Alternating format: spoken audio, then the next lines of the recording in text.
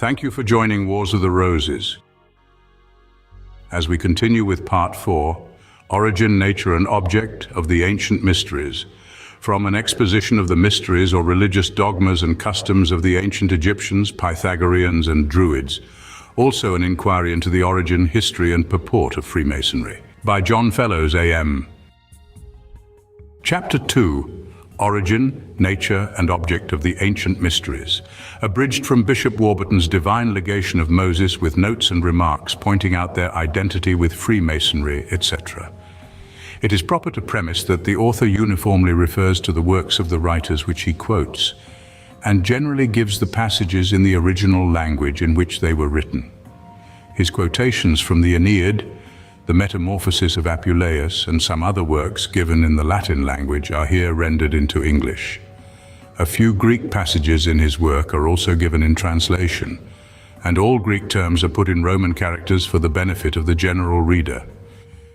An abstract of the author's remarks, introductory to his treatise on the mysteries, is first given as follows. So inseparable in antiquity were the ideas of law-giving and religion that Plutarch, speaking of the preference of atheism to superstition, supposes no other establishment of divine worship than what was the work of the legislator. How much happier would it have been, says he, for the Carthaginians had their first lawgiver been like Critias or Diagoras, who believed neither gods nor demons rather than such an one as enjoined their public sacrifices to Saturn. But here it will be necessary to remind the reader of this previous truth, that there never was in any age of the world, from the most early accounts of time to this present hour, any civil-policied nation or people who had a religion of which the chief foundation and support was not the doctrine of a future state of rewards and punishments, the Jewish people only accepted. This, I presume, our adversaries will not deny. Mr. Bayle, the indulgent foster father of infidelity, confesses it in the fullest manner and with the utmost ingenuity. All the religions of the world, whether true or false, turn upon this grand pivot, that there is an invisible judge who punishes and rewards after this life the actions of men, both of thought and deed. From thence it is supposed the principal use of religion is derived, and thinks it was the utility of that doctrine which set the magistrate upon inventing a religion for the state. It is the principal motive that incited those who invented it. The Egyptians were the first people who perfected civil policy and established religion. They were the first, too, who deified their kings, lawgivers, and public benefactors. This was a practice invented by them who, in process of time, taught the rest of the world their mystery. The attributes and qualities assigned to their gods always corresponded with the nature and genius of the government. If this was gentle, benign, compassionate and forgiving, goodness and mercy were most essential to the deity, but if severe, inexorable, captious or unequal, the very gods were tyrants. And expiations, atonements, lustralium and bloody sacrifices composed the system of religious worship. Gods partial, changeful, passionate, unjust, whose attributes were rage, revenge and lust, such as the souls of cowards might conceive, and formed like tyrants, tyrants would believe. The first step the legislator took was to pretend a mission and revelation from some god, by whose command and direction he had framed the policy he would establish. In a word, there is hardly an old lawgiver on record but what thus pretended to revelation and the divine assistance. The universal custom of the ancient world was to make gods and prophets of their first kings and lawgivers. Hence it is that Plato makes legislation to have come from God and not from man. Aristotle, in his maxims for setting up and supporting a tyranny, lays this down for one, to seem extremely attached to the worship of the gods, for that men have no apprehension of injustice from such as they take to be religious, and to have a high sense of providence. This principle is beginning to be understood and acted upon by some of our leading patriots in the American Republic. Nor will the people be apt to run into plots and conspiracies against those whom they believe the gods will in turn fight for and support. And here it is worth noting that anciently tyrants as well as lawgivers gave all encouragement to religion and endeavored to establish their irregular wills, not by convincing men that there was no just nor unjust in actions, but by persuading them that the privilege of divine right exempted the tyrant from all moral obligation. Porphyry quotes an express law of Draco's concerning the mode of divine worship. Let the gods and our own country heroes be publicly worshipped according to the established rites, when privately according to every man's abilities, with terms of the greatest regard and reverence, with the first fruits of their labors and with annual libations. Andocides quotes another of Solon, which provides for the due and regular celebration of the Eleusinian mysteries. Athenaeus does the same. And how considerable a part these were of divine worship and of what importance to the very essence of religion we shall see hereafter. The second step the legislators took to propagate and establish religion was to make the general doctrine of a providence, with which they prefaced and introduced their laws, the great sanction of their institutes. Thus Zaleucus begins his preface.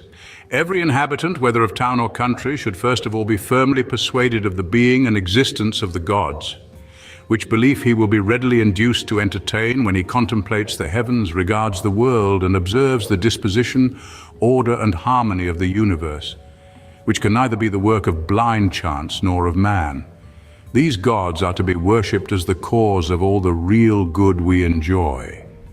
Everyone, therefore, should so purify and possess his mind as to have it clear of all kinds of evil, being persuaded that God is not honored by a wicked person, nor acceptably served like miserable man with sumptuous ceremonies or taken with costly sacrifices, but with virtue only, and a constant disposition to good and just actions.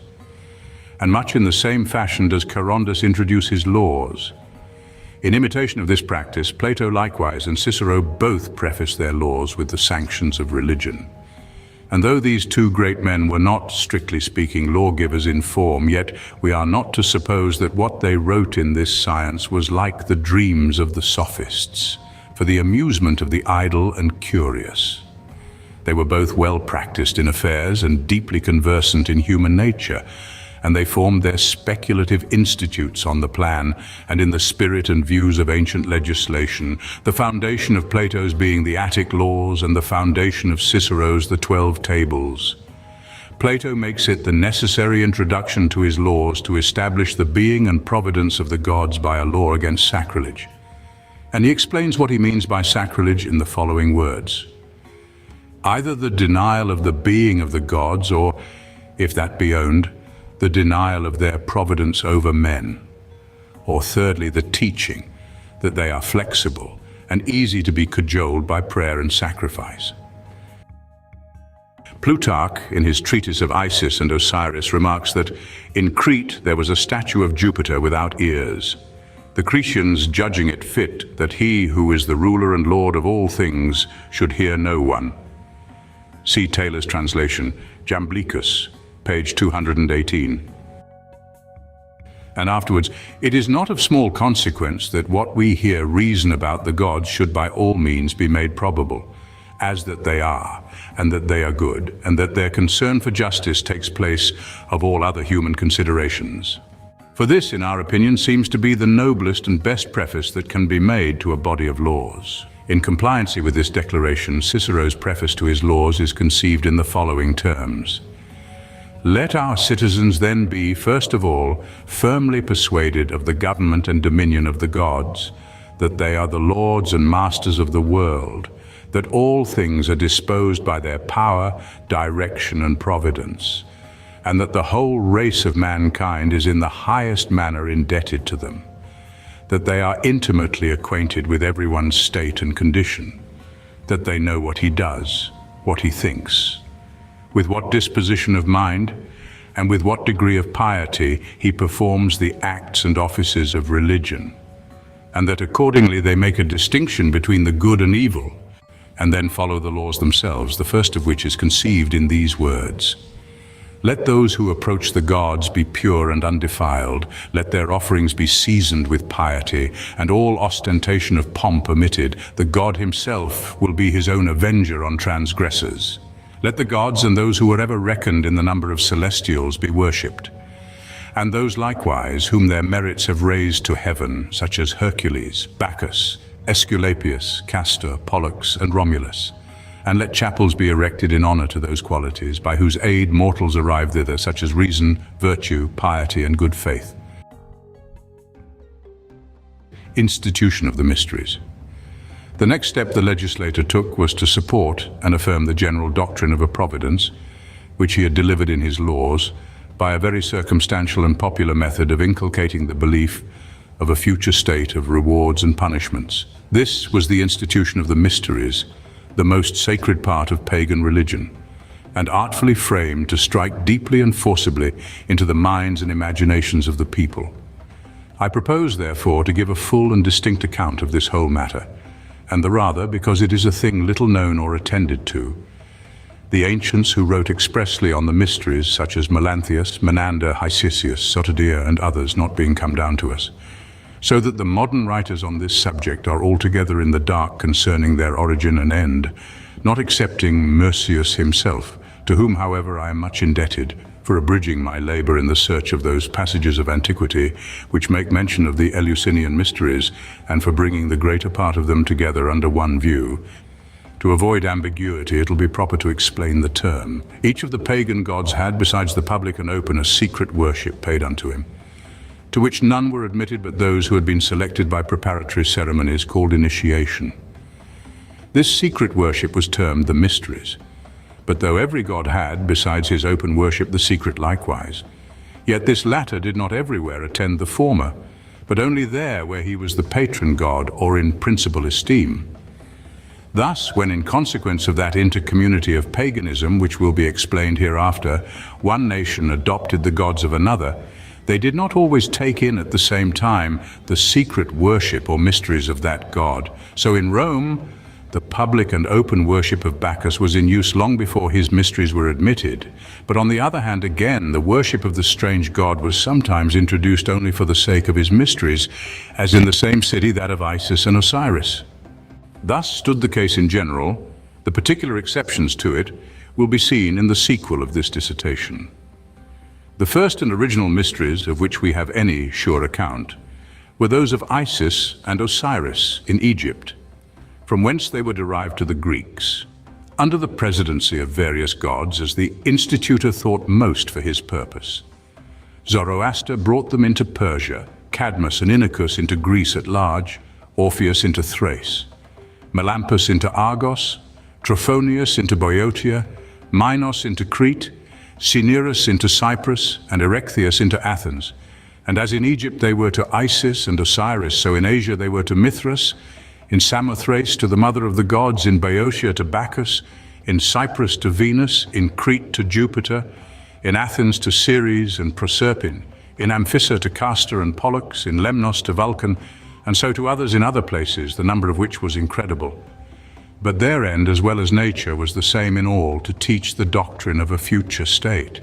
In this Origen and Celsus agree, the two most learned writers of their several parties. The first, minding his adversary of the difference between the future life promised by Christianity and that taught in paganism, bids him compare the Christian with what all the sects of philosophy and all the mysteries among Greeks and barbarians taught concerning it. And Celsus, in his turn, endeavoring to show that Christianity had no advantage over paganism in the efficacy of stronger sanctions, expresses himself to this purpose. But now, after all, just as you believe eternal punishments, so do the ministers of the sacred rites, and those who initiate into and preside in the mysteries. And that nothing very heterodox was taught in the mysteries concerning a future state, I collect from the answer Origen makes to Celsus, who had preferred what was taught in the mysteries of Bacchus on that point to what the Christian religion revealed concerning it. They continued long in religious reverence. Some were more famous and more extensive than others, to which many accidents occurred. The most noted were the Orphic, the Bacchic, the Eleusinian, the Samothracian, the Cabiric, and the Mithriac. Euripides makes Bacchus say, in his tragedy of that name, that the orgies were celebrated by all foreign nations, and that he came to introduce them among the Greeks. And it is not improbable, but several barbarous nations might have learned them from the Egyptians long before they came into Greece. The Druids of Britain, who had, as well as the Brahmins of India, divers of their religious rites from thence, celebrated the orgies of Bacchus, as we learn from Dionysius the African. And Strabo, having quoted Artemidorus for a fabulous story, subjoins, "But what he says of Ceres and Proserpine is more credible, namely, that there is an island near Britain where they perform the same rites to those two goddesses as are used in Samothrace. But of all the mysteries, those which bore that name, by way of eminence, the Eleusinian rites celebrated at Athens in honor of Ceres, were by far the most renowned, and in process of time, eclipsed and, as it were, swallowed up the rest.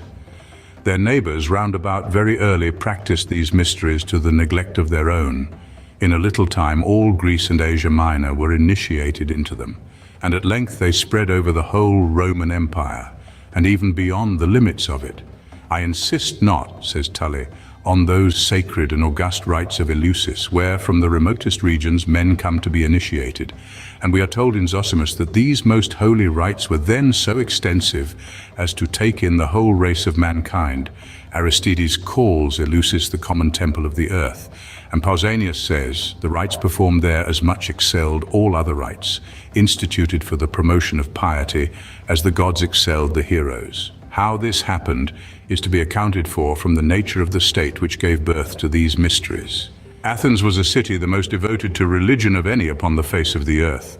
On this account their poet Sophocles calls it the sacred building of the gods, in allusion to its foundation.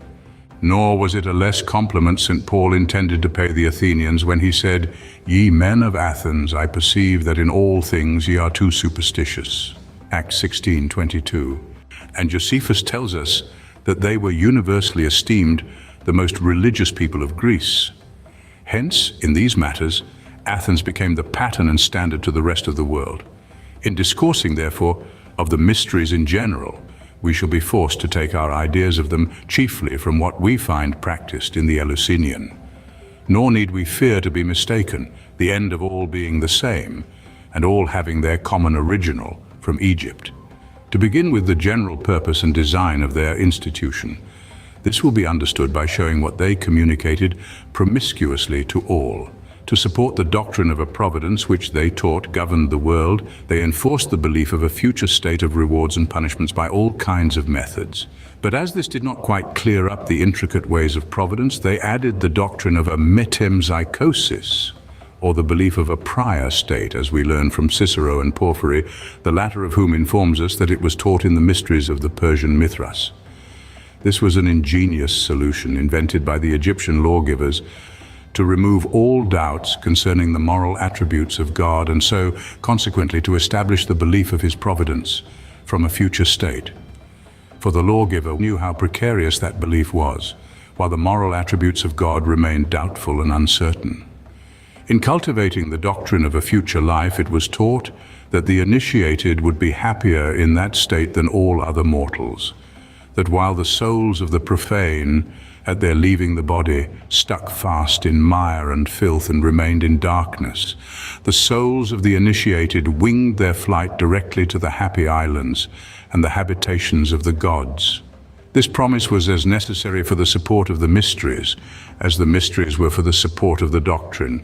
But now, lest it should be mistaken, that initiation alone or any other means than a virtuous life entitled men to this future happiness, the mysteries openly proclaimed it as their chief business, to restore the soul to its original purity.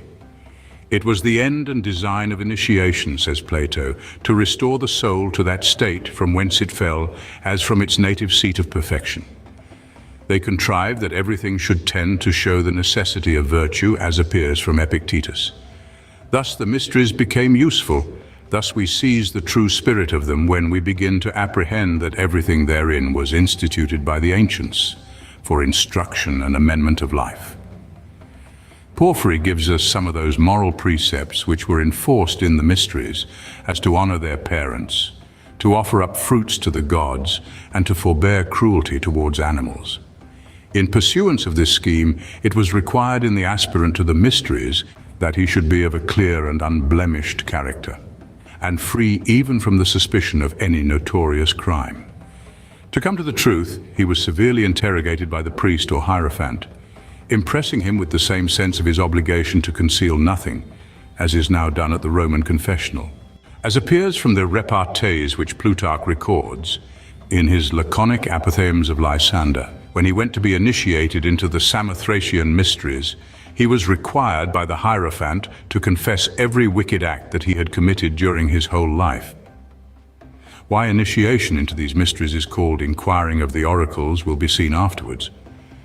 Hence it was that when Nero, after the murder of his mother, took a journey into Greece and had a mind to be present at the celebration of the Eleusinian mysteries, the consciousness of his parricide deterred him from attempting it.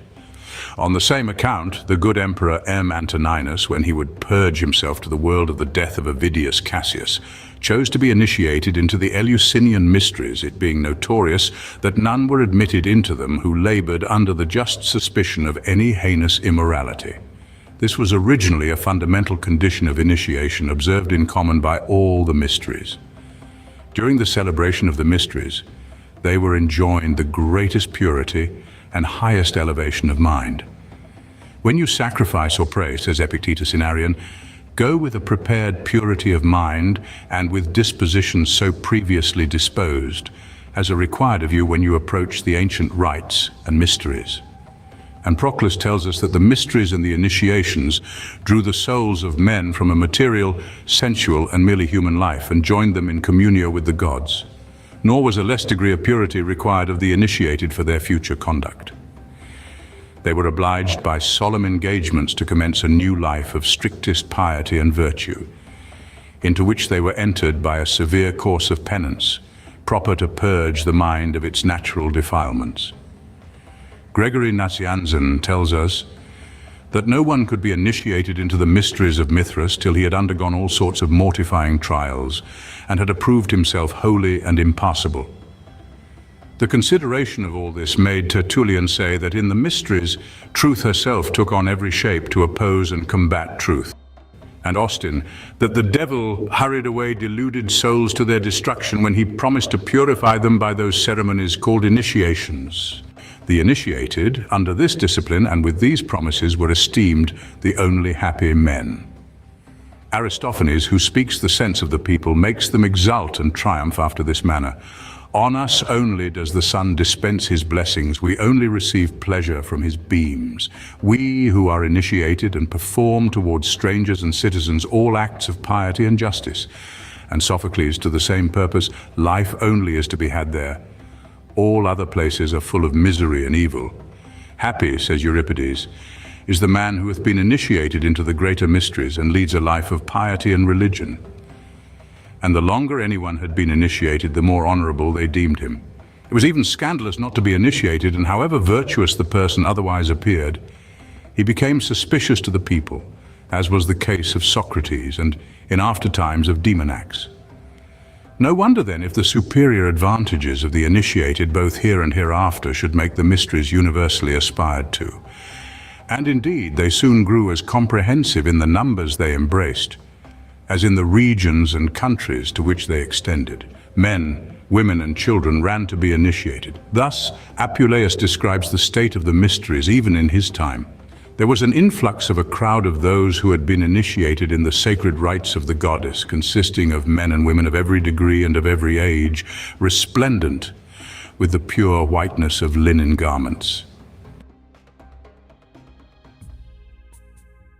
The pagans, we see, seemed to think initiation as necessary as the Christians did baptism, and the custom of initiating children appears from a passage of Terence to have been general. Nay, they had even the same superstition in the administration of it which some Christians had of baptism, to defer it to the approach of death. So the honest farmer Trixeus, in the Pax of Aristophanes, I must be initiated before I die. The occasion of this solicitude is told us by the scholiast on Ran of the same poet. The Athenians believed that he who was initiated and instructed in the mysteries would obtain divine honors after death, and therefore all ran to be initiated. Their fondness for it became so great that at such times as the public treasury was low, the magistrate would have recourse to the mysteries as a fund to supply the exigencies of the state. Aristogiton, says the commentator on Hermogenes, in a great scarcity of public money, procured a law that in Athens everyone should pay a certain sum for his initiation. Everything in these rites was mysteriously conducted and under the most solemn obligations to secrecy. This obligation of the initiated to secrecy was the reason the Egyptian hieroglyphic for them was a grasshopper which was supposed to have no mouth, which how it could agree to our representation of the mysteries as an institution for the use of the people, we shall now endeavor to show. They were hidden and kept secret for two reasons. First, nothing excites our curiosity like that which retires from our observation and seems to forbid our search. Of this opinion you will find the learned Synesius, where he says, the people will despise what is easy and unintelligible, and therefore they must always be provided with something wonderful and mysterious in religion to hit their taste and stimulate their curiosity. And again, the ignorance of the mysteries preserves their veneration, for which reason they are entrusted to the cover of night. On these principles, the mysteries were framed. They were kept secret to excite curiosity. They were celebrated in the night to impress veneration and religious horror. Euripides in the Bacchantes Act 2 makes Bacchus say that the orgies were celebrated in the night because darkness has something solemn and august in it and proper to fill the mind with sacred horror. And they were performed with variety of shows and representations, of which more hereafter, to fix and perpetuate those impressions. Hitherto, then, the mysteries are to be considered as invented not to deter but to invite the curiosity of the people. But secondly, they were kept secret from a necessity of teaching the initiated some things, improper to be communicated to all. The learned Varro, in a fragment of his Book of Religions preserved by St. Augustine, tells us that there were many truths which it was inconvenient for the state to be generally known, and many things which, though false, it was expedient the people should believe, and that therefore the Greeks shut up their mysteries in the silence of their sacred enclosures. Now, to reconcile this seeming contradiction of supposing the mysteries to be instituted to invite the people into them, and at the same time to keep them from the people's knowledge, we are to observe that in the Eleusinian rites there were two mysteries, the greater and the less. The end of the less must be referred to what we said of the institutor's intention to invite the people into them, and of the greater to his intention of keeping some truths from the people's knowledge. Nor is this said without sufficient warrant. Antiquity is very express for this distinction. We are told that the lesser mysteries were only a kind of preparatory purification for the greater, and might be easily communicated to all.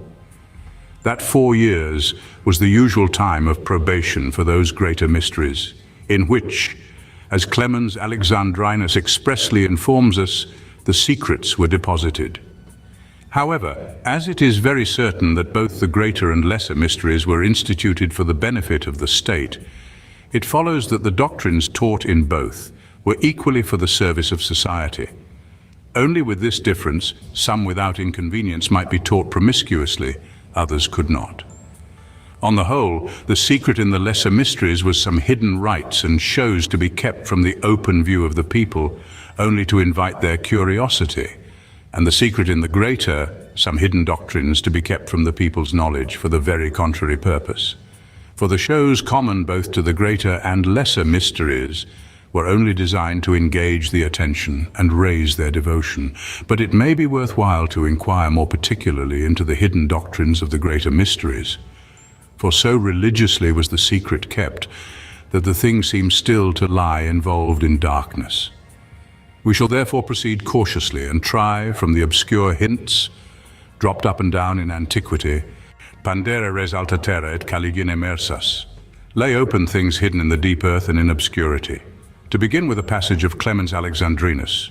After these, namely lustrations, are the lesser mysteries, in which is laid the foundation of the hidden doctrines and preparations for what is to come afterwards. But there was one insuperable obstacle to a life of purity and holiness, the vicious examples of their gods. Ego homuncio hoc non facerem, could not I, a sorry fellow, be permitted to do this thing, was the absolving formula whenever anyone was resolved to give a loose to his passions.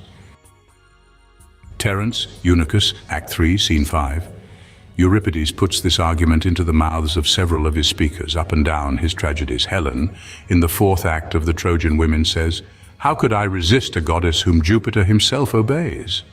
Ion, in his play of that name, in the latter end of the 1st act, speaks to the same purpose. And in the 5th act of Hercules Furens, Theseus comforts his friend by the examples of the crimes of the gods. See likewise his Hippolytus, Act 2, Scene 2. The learned and ingenious Mr. Seward, in his tract of the conformity between popery and paganism, has taken notice of a difficult passage in this tragedy, which he has very ably explained on the system here delivered of the detection of polytheism in the sacred mysteries. And the licentious rites in the open worship of their gods gave still greater encouragement to these conclusions. Plato, in his Book of Laws, forbids drinking to excess, unless, says he, during the feast of Bacchus, and in honor of that god, and Aristotle in his Politics, having blamed all lewd and obscene images and pictures except those of the gods, which religion had sanctified. Now the mysteries professed to exact nothing difficult of the initiated which they would not assist him to perform.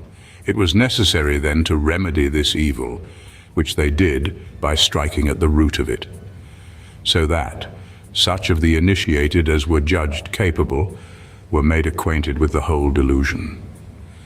The mystagogue taught them that Jupiter, Mercury, Bacchus, Venus, Mars, and the whole rabble of licentious deities were only dead mortals, subject in life to the same passions and infirmities with themselves, but having been on other accounts benefactors to mankind, grateful posterity had deified them, and with their virtues had indiscreetly canonized their vices. When St. Augustine had quoted the Ego homuncio hoc non facere to show what mischief these stories did to the morals of the people, he makes the defenders of paganism reply that it was true, but then these things were only taught in the fables of the poets, which an attention to the mysteries would rectify. This the father cannot deny, but observes, however, that in the then corrupt state of the mysteries, the remedy was become part of the disease. Nolo dicere illa mystica quamista theatrica esse turpiora. The fabulous gods being thus routed, the supreme cause of all things naturally took their place. Him they were taught to consider as the creator of the universe, who pervaded all things by his virtue and governed all by his providence.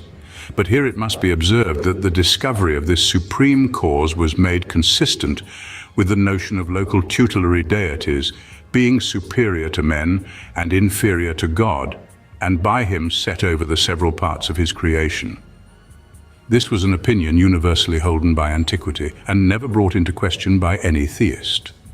What the Aporita overthrew was the vulgar polytheism, the worship of dead men.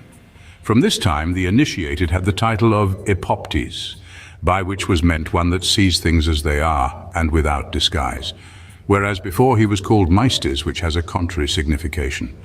But besides the prevention of vice, the detection of the national gods had another important use, which was to excite men to heroic virtue by showing them what honors the benefactors of nations had acquired by the free exercise of it.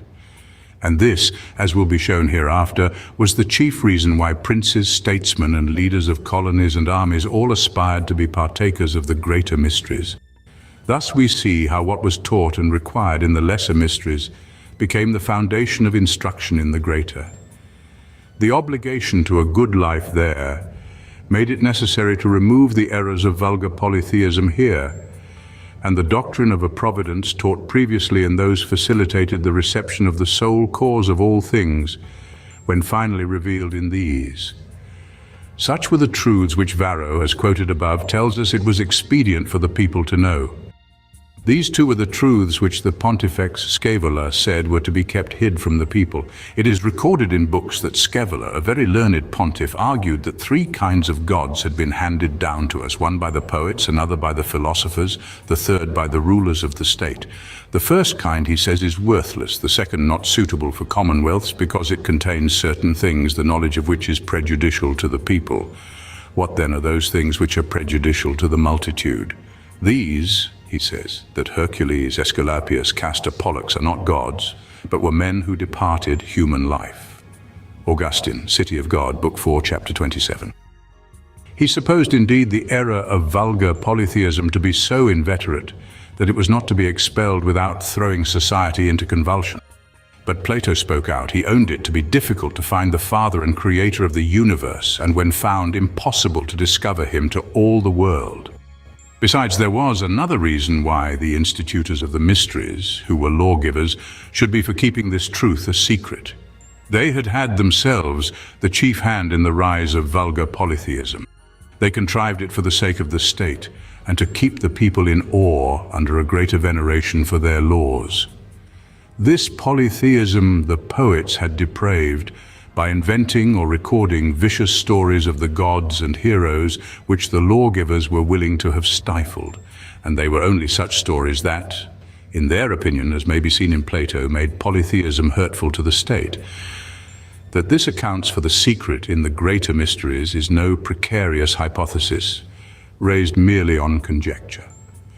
I shall now endeavor to show first from the clear evidence of antiquity which expressly informs us of these two particulars, that the errors of polytheism were detected and the doctrine of the unity taught and explained in the mysteries. But here it is to be observed that when the ancients speak of mysteries indefinitely, they generally mean the greater. It hath been shown that the Grecian and Asiatic mysteries came originally from Egypt. Now of the Egyptian, St. Austin giveth us this remarkable account. Of the same nature, too, are those things which Alexander of Macedon wrote to his mother, as revealed unto him by one Leo, chief hierophant of the Egyptian mysteries. It is not improbable, but this might be a name of office. Porphyry, in his 4th book of Abstinence, informs us that the priests of the mysteries of Mithras were called lions, the priestesses lionesses, and the inferior ministers ravens. For there was a great conformity in the practices and ceremonies of the several mysteries throughout the whole pagan world, and this conjecture is supported by a passage in Eunapius, which seems to say that it was unlawful to reveal the name of the hierophant. In the modern degree of Masonry, called Knight of the Eagle and Sovereign Prince of Rose-Cross de Herodom, the aspirant solemnly promises on his honor never to reveal the place where he was received, who received him, nor those who were present at his reception. Also in the degree of Knight of Kadosh, when a reception is made, the great commander remains alone in the chapter with the candidate, and must be so situated that the latter cannot see him, as he is not to know who initiates him. Bernard. Whereby it appeared that not only such as Picus and Faunus and Aeneas and Romulus, nay Hercules and Aesculapius, and Bacchus the son of Semele, and Castor and Pollux, and all others of the same rank, had been advanced from the condition of mortality into gods, but that even those deities of the higher order, the Dei Majorum Gentium, those whom Cicero, without naming, seems to carp at in his Tusculans, such as Jupiter, Juno, Saturn, Neptune, Vulcan, Vesta, and many others, whom Varro endeavors to allegorize into the elements or parts of the world, were in truth only mortal men. But the priest, being under great fears and apprehensions while he was telling this, as conscious he was betraying the secret of the mysteries, begged of Alexander, when he found that he intended to communicate it to his mother, that he would enjoin her to burn the letter as soon as she had read it. I suppose this communication to his mother might be to let her understand that he was no longer a dupe of her fine story of Jupiter's intrusion and the intrigue of his divine original. For Eratosthenes, according to Plutarch, says that Olympias, when she brought Alexander on his way to the army in his first military expedition, acquainted him in private with the secret of his birth, and exhorted him to behave himself as became the son of Jupiter Hammon. This, it is supposed, Alexander might tell to the priest, and so the murder came out. To understand the concluding part, we are to know that Cyprian, who has also preserved this curious anecdote, tells us it was the dread of Alexander's power which extorted the secret from the hierophant. But this is a mistake, at least it is expressed inaccurately. What was extorted by the dread of Alexander's power was not the secret, which the initiated had a right to, but the priest's consent that he should communicate the secret to another, which was contrary to the laws of the mysteries. All this well illustrates a passage in Lucian's Council of the Gods, when after Momus had ridiculed the monstrous deities of Egypt, Jupiter replies, "It is true that these are abominable things which you mention of the Egyptian worship, but then consider, Momus, that much of it is enigmatical, and so consequently a very unfit subject for the buffoonery of the profane and uninitiated." To which the other answers with much spirit, "Yes, indeed, we have great occasion for the mysteries, to know that gods are gods and monsters monsters." But Tully brings the matter home to the Eleusinian mysteries themselves. "What," says he, "is not almost all heaven, not to carry on this detail any further, filled with the human race? But if I should search and examine antiquity, and from those things which the Grecian writers have delivered, go to the bottom of this affair, it would be found that even those very gods themselves, who are deemed the dei majorum gentium, had their original here below, and ascended from hence into heaven. Inquire to whom those sepulchres belong which are so commonly shown in Greece. Remember, for you are initiated, what you have been taught in the mysteries. You will then at length understand how far this matter may be carried. He carries it further himself, for he tells us in another place that not only the Eleusinian mysteries, but the Samothracian likewise, and the Lemnian, taught the error of polytheism, agreeably to this system, which supposes all the mysteries derived from the same original and constituted for the same ends. What think you, says he, of those who assert that valiant or famous or powerful men have obtained divine honors after death, and that these are the very gods, now become the object of our worship, our prayers and adoration? Euhemerus tells us when these gods died and where they lie buried. I forbear to speak of the sacred and august rites of Eleusis. I pass by Samothrace and the mysteries of Lemnos, whose hidden rites are celebrated in darkness and amidst the thick shades of groves and forests. Here the author comments at considerable length on an equivocal passage of Cicero immediately following that here quoted, which he says, Monsieur Pluche, in his Histoire du Ciel, brings to prove that the purpose of the mysteries was not to explain the nature of the gods. His criticism goes to show the absurdity of this inference. He has concluded his remarks. It had hardly been worthwhile to take this notice of Monsieur Pluche's interpretation of Cicero had it not been evident that his purpose in it was to disguise the liberty he took of transcribing the general explanation on the mysteries, as delivered in the first edition of this volume, printed in 1738, into the second edition of his book, called Histoire du Ciel, printed in 1741 without the least notice or acknowledgement. That Mr. Pluche may have taken some of his ideas on the mysteries from the bishop's book is highly probable, but his work certainly possesses sufficient originality to profess a measure on the laborious investigations of the author upon ground not previously occupied, to establish his fame as an ingenious, acute writer. In the disagreement of these authors in regard to the purport of the mysteries, the bishop has undoubtedly the advantage. He had evidently paid more attention to the subject than his contemporary. The abbé was deceived by Cicero, in whom he appeared to place implicit confidence. But he should have remembered that Cicero had been initiated into the Eleusinian mysteries and therefore no doubt felt under restraint when speaking of them. Besides, he had four characters to sustain, that of a philosopher, a statesman, a lawyer, and an augur or priest, in the due support of which his popularity was more or less involved. A striking instance of the incompatibility with each other of the first and last mentioned of these characters is exhibited by him in the passage just quoted above, and that before cited, in which he says, "Let the gods, and those who were ever reckoned in the number of the celestial be worshipped, and those likewise whom their merits have raised to heaven, such as Hercules, Bacchus, Aesculapius, Pollux, and Romulus." Here the augur and the philosopher are at complete issue. Two sentiments more directly in opposition could not be entertained, and it is surprising the bishop did not notice their total contrariety. What hath been said will let us into the meaning of Plutarch's hint in the following words of his tract concerning the ceasing of oracles. As to the mysteries in whose representations the true nature of demons is clearly and accurately held forth, a sacred silence, to use an expression of Herodotus, is to be observed. Thus far in detection of polytheism. With regard to the doctrine of the unity, Clemens Alexandrinus informs us that the Egyptian mystagogues taught it amongst their greater secrets. The Egyptians, says he, did not use to reveal their mysteries indiscriminately to all, nor expose their truths concerning their gods to the profane, but to those only who were to succeed to the administration of the state, and to such of the priests as were most approved by their education, learning, and quality.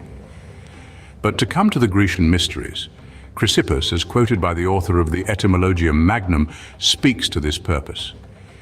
And Chrysippus says that the secret doctrines concerning divine matters are rightly called teletai, For these are the last things the initiated should be informed of, the soul having gained an able support, and being possessed of her desires, that is, the mistress of herself, can keep silent before the uninitiated and profane. To the same purpose, Clemens, the doctrines delivered in the greater mysteries are concerning the universe. Here all instruction ends. Things are seen as they are, and nature and the things of nature are given to be comprehended. Strabo, having said that nature dictated to men the institution of the mysteries as well as the other rites of religion, gives this remarkable reason for his assertion, that the secret celebration of the mysteries preserves the majesty due to the divinity and at the same time imitates its nature, which hides itself from our senses.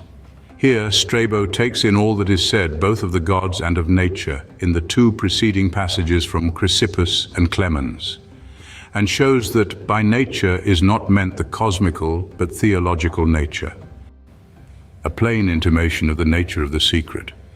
And had there been any ambiguity, he presently removes it, where, speaking of the different faculties exercised in the different rites of religion, he makes philosophy to be the object of the mysteries. Plutarch expressly says that the first cause of all things is communicated to those who approach the temple of Isis with prudence and sanctity, by which words he means the necessary qualifications for initiation.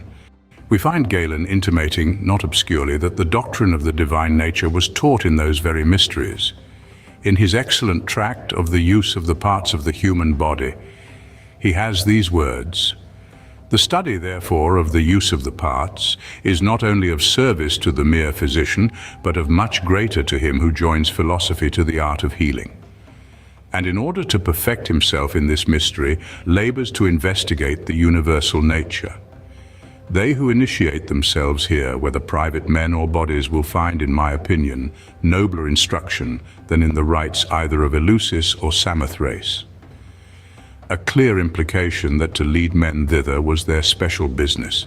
But this seems to have been so well known to the learned in the time of Eusebius that this writer takes occasion to observe that the Hebrews were the only people whose object in their public and national worship was the God of the universe. He suits his whole expression by one continued metaphor to the usages of the mysteries, stating, "For the Hebrew people alone was reserved the honor of being initiated into the knowledge of God, the creator of all things, and of being instructed in the practice of true piety towards him." Where epopteia, which signifies the inspection of the secret; theopia, the contemplation of it; and demiurgos, the creator, the subject of it, are all words appropriated to the secret of the greater mysteries. I am persuaded this learned writer had his eye on some particular passage of Scripture, probably on the 45th chapter of Isaiah, where the prophet, foretelling the conquest of Cyrus and the exaltation of his empire, apostrophizes the God of Israel in this manner: "Verily thou art a God that hidest thyself, God of Israel the Saviour." This was said with great propriety of the Creator of all things, the subject of the aporeta or secret in all the mysteries throughout the Gentile world, and particularly in those of Mithras, in the country which was the scene of the prophecy. That this is the true sense of this obscure passage appears from the following words of the same chapter, where God himself addresses the Jewish people: "I have not spoken in secret in a dark place of the earth. I said not unto the seed of Jacob, seek ye me in vain." This was said to show that he was taught amongst them in a different way from that participation of his nature to a few select Gentiles, in their mysteries celebrated in secret and in dark subterraneous places, which, not being done in order to give him glory by promoting his public and general worship, was done in vain. This naturally leads us to the explanation of those oracles of Apollo quoted by Eusebius from Porphyry, the sense of which neither those ancient writers nor our Sir John Marsham seem rightly to have understood. The first is in these words: "The way to the knowledge of the divine nature is extremely rugged and of difficult ascent. The entrance is secured by brazen gates opening to the adventurer, and the roads to be passed through impossible to be described. These, to the vast benefit of mankind, were first marked out by the Egyptians." The second oracle states, "True wisdom was the lot only of the Chaldeans and Hebrews, who worship the governor of the world, the self-existent deity, with pure and holy rites." Marsham, supposing after Eusebius that the same thing was spoken of in both oracles, says, "Certainly there can be no controversy that as the religious belief of the Hebrews in one supreme being was esteemed very correct, the same belief by the Egyptians was equally estimable." And again, the truth is, Apollo was little consistent with himself, because in the one oracle the Egyptians are said to be the first, and in the other the Chaldeans and Hebrews the only people who knew the true God. But they are perfectly consistent. They treat of different things. The first of the knowledge of the true God, and the second of his public worship. I will only observe that the frights and terrors to which the initiated were exposed gave birth to all those metaphorical terms of difficulty and danger so constantly employed by the Greek writers whenever they speak of the communication of the true God. Thomas Taylor, in a note to his translation of Jamblichus on the mysteries of the Egyptians, Chaldeans and Assyrians, has rendered the foregoing oracle in a version very close to the original, which he introduces as follows. Lost historians give the palm of antiquity to the Egyptians, and Lucian in Didea says that the Egyptians are said to be the first among men that had a conception of the gods and a knowledge of sacred concerns. They were also the first that had a knowledge of sacred names. Conformably to this also, an oracle of Apollo granted by Eusebius says that the Egyptians were the first that disclosed by infinite radian the path that leads to the gods. The oracle is as follows. The path by which to deity we climb is arduous, rough, ineffable, sublime, and the strong mossy gates through which we pass in our first course are bound with chains of brass. Those men, the first who of Egyptian birth drank the fair water of Nilotic earth, disclosed by actions infinite this road, and many paths to God Phoenicians showed. This road the Assyrians pointed out to view, and this the Lydians and Chaldeans knew. Mr. Taylor has substituted Lydians for Hebrews under a suspicion, as he says that either Aristobulus, well known for interpolating the writings of the heathens, or Eusebius had fraudulently inserted the latter. Means are taken to produce a like terror, as spoken of above, in candidates for Royal Arch Masonry. They're advised it will be necessary for them to pass through many trials and to travel in rough and rugged ways to prove their fidelity. The gates alluded to in the oracle of Apollo, which secure the entrance to the knowledge of the divine nature, are actually represented in the scenery of this degree. The true name of the Supreme Being is affected to be communicated, and in an address to him are the following expressions. Teach us, we pray thee, the true reverence of thy great, mighty, and terrible name. In a German work by C.L. Reinhold, entitled The Hebrew Mysteries, or the oldest religious Freemasonry, it is admitted that the whole Mosaic religion was an initiation into mysteries, the principal forms and regulations of which were borrowed by Moses from the secrets of the old Egyptians. Josephus, to the same purpose, says that high and sublime knowledge which the Gentiles with difficulty attained in the rare and temporary celebration of their mysteries was habitually taught to the Jews at all times, so that the body politic seems, as it were, one great assembly constantly kept together for the celebration of some sacred mysteries. The two great mysterious secrets of the Egyptians, it has been seen, were the existence of one supreme being, implying the error of polytheism, and a future state of rewards and punishments for acts committed in this life. The former of which only, it appears, was taught to the Jews. This is likewise communicated to the Masons of the Royal Arch degree, and is the only secret of the order. It is true, it was formerly enjoined upon the Jews to observe certain rites and ceremonies which were then adapted to their peculiar circumstances, but which by the coming of Christ were rendered vain and useless, and were accordingly abrogated by the new dispensation. But notwithstanding he, Christ, obtained a more excellent ministry, by how much also he is the mediator of a better covenant, which was established upon better promises. For if that first covenant had been faultless, then should no place have been sought for the second. Hebrews chapter 8, verses 6 to 7. For instance, they were taught that a person became defiled by touching a human corpse, and their priests were absolutely prohibited from doing it. So, at interments of their dead, Those who enter the cemetery wash their hands on retiring, bowls of water and napkins being furnished for the purpose. The idea of defilement by touching human dead bodies was also a pagan doctrine, for which Jamblichus gives the following reasons. It is not lawful to touch human dead bodies when the soul has left them, since a certain image or representation of divine life is extinguished in the body by death. But it is no longer unholy to touch other dead bodies, because they did not participate of a more divine life. To other gods, therefore, who are pure from matter, our not touching dead bodies is adapted. But to those gods who preside over animals and are proximately connected with them, invocation through animals is properly made. As to the mystery of obtaining remission of sins, by the performance of certain mystic rites, as is customary with the Jews at this time on what are called atonement days, the secret is fully known to Roman Catholic priests and practiced upon by them with equal success. In a brief examination of the Reverend Mr. Warburton's Divine Legation of Moses, London, 1742, are the following remarks. We have no profane records that can reach by many hundred years so high as the ancient state and constitution of the religion and priesthood of Egypt in and before the days of Moses.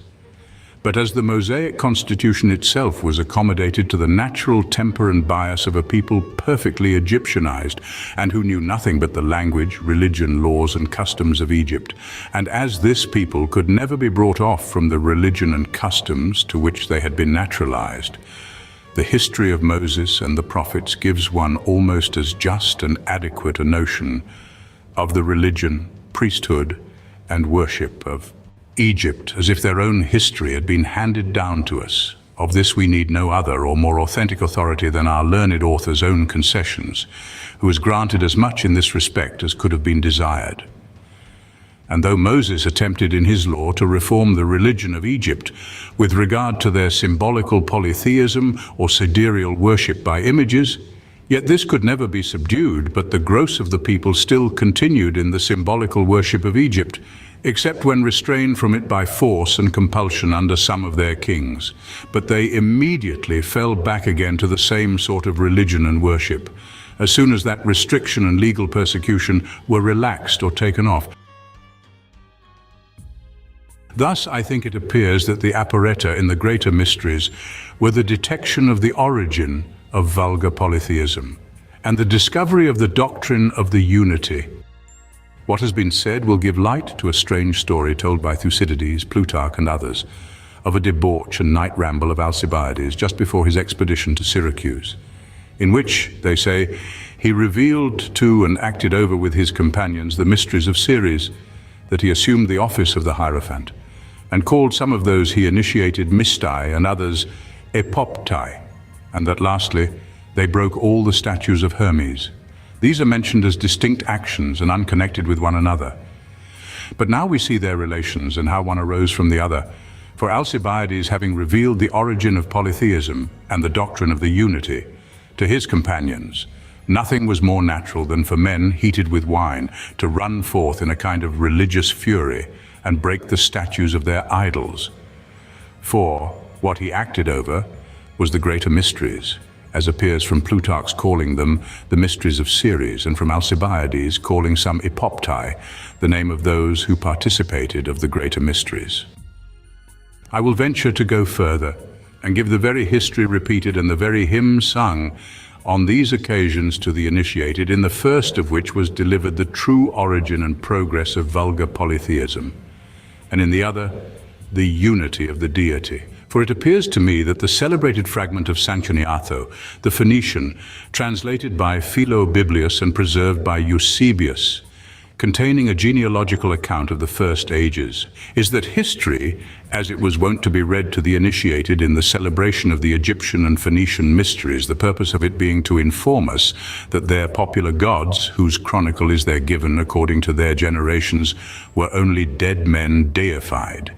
And as this curious and authentic record, for such we shall find it was, not only serves to illustrate the subject we are now upon, but will be of use to support what is said hereafter of the rise, progress, and order of the several species of ancient idolatry, it may not be improper to give a short extract of it in this place. He tells us then that of the two first mortals, Protagonus and Aeon, the latter of whom was the author of seeking and procuring food from forest trees, were begotten Genos and Genes. These, in the time of great droughts, stretched their hands upwards to the sun, whom they regarded as a god and sole ruler of the heavens. From these, after 2 or 3 generations, came Opsuranios and his brother Usus. One of them invented the art of building cottages of reeds and rushes, the other the art of making garments of the skins of wild beasts. In their time, violent tempests of wind and rain, having rubbed the large branches of the forest trees against one another, they took fire and burnt up the woods. Of the bare trunks of trees, they first made vessels to pass the waters. They consecrated 2 pillars to fire and wind, and then offered bloody sacrifices to them as to gods. And here let it be observed that this worship of the elements and heavenly bodies is truly represented as the first species of idolatry. After many generations came Chrysor, and he likewise invented many things useful to civil life, for which after his decease he was worshipped as a god. Then flourished Uranos and his sister, who deified and offered sacrifices to their father Upsistos when he had been torn in pieces by wild beasts. Afterwards Kronos consecrated Math, his son, and was himself consecrated by his subjects. And this is as truly represented to be the second species of idolatry, the worship of dead men. He goes on and says that Uranos was the inventor of the Baetilia, a kind of animated stones framed with great art, and that Tautus formed allegoric figures, characters, and images of the celestial gods and elements, in which is delivered the third species of idolatry, statues and brute worship. For by the animated stones is meant stones cut into human shape, brute unformed stones being before this invention consecrated and adored. As by Tautus's invention of allegoric figures is insinuated, what was truly the fact, the origin of brute worship from the use of hieroglyphics. This is a very short and imperfect extract of the fragment. Many particulars, to avoid tediousness, are omitted, which would much support what we are upon, particularly a minute detail of the principal arts invented for the use of civil life. But what has been selected on this head will afford a good comment to a celebrated passage of Cicero, quoted in this section on another occasion, as the 2 important doctrines taught in secret were the detection of polytheism and the discovery of the unity. So the 2 capital doctrines taught more openly were the origin of society with the arts of life and the existence of the soul after death in a state of reward or punishment. The fragment explains what Tully meant by men's being drawn by the mysteries from an irrational and savage life and tamed, as it were, and broken to humanity. It was, we see, by the information given them concerning the origin of society and the inventors of the arts of life, and the rewards they received from grateful posterity for making themselves benefactors to mankind. The reasons which induce me to think this fragment the very history narrated to the Apoptai in the celebration of the greater mysteries are these. First, it bears an exact conformity with what the ancients tell us that history contained in general, namely, an instruction that all the national gods, as well those majorum, such as Hypsistus, Uranos, and Kronos, as those minorum gentium, were only dead men deified, together with a recommendation of the advantages of civil life above the state of nature, and an excitement to the most considerable of the initiated, the summatibus virus, as Macrobius calls them, to procure it. And these 2 ends are served together in the history of the rise and progress of idolatry as delivered in this fragment. Again, in order to recommend civil life and to excite men to promote its advantages, a lively picture is given of his miserable condition and how obnoxious he was in that state to the rage of all the elements, and how imperfectly, while he continued in it, he could, with all his industry, fence against them by food of acorns, by cottages of reeds, and by coats of skins. A matter the mysteries thought so necessary to be impressed that we find by Diodorus Siculus there was a nautical representation of this state exhibited in their shows. We here see the origin of the forlorn condition in which the candidate for Masonic honors is placed when prepared for initiation, who neither naked nor clothed, barefoot nor shod, deprived of all metals, hoodwinked, with a cable tow about his neck, is led to the door of the lodge in a halting, moving posture. His being hoodwinked is emblematical of the uninformed state of those not initiated into the mysteries, and the rope about his neck is in token of his submission to the divine will, as will hereafter be shown from the customs of the Druids.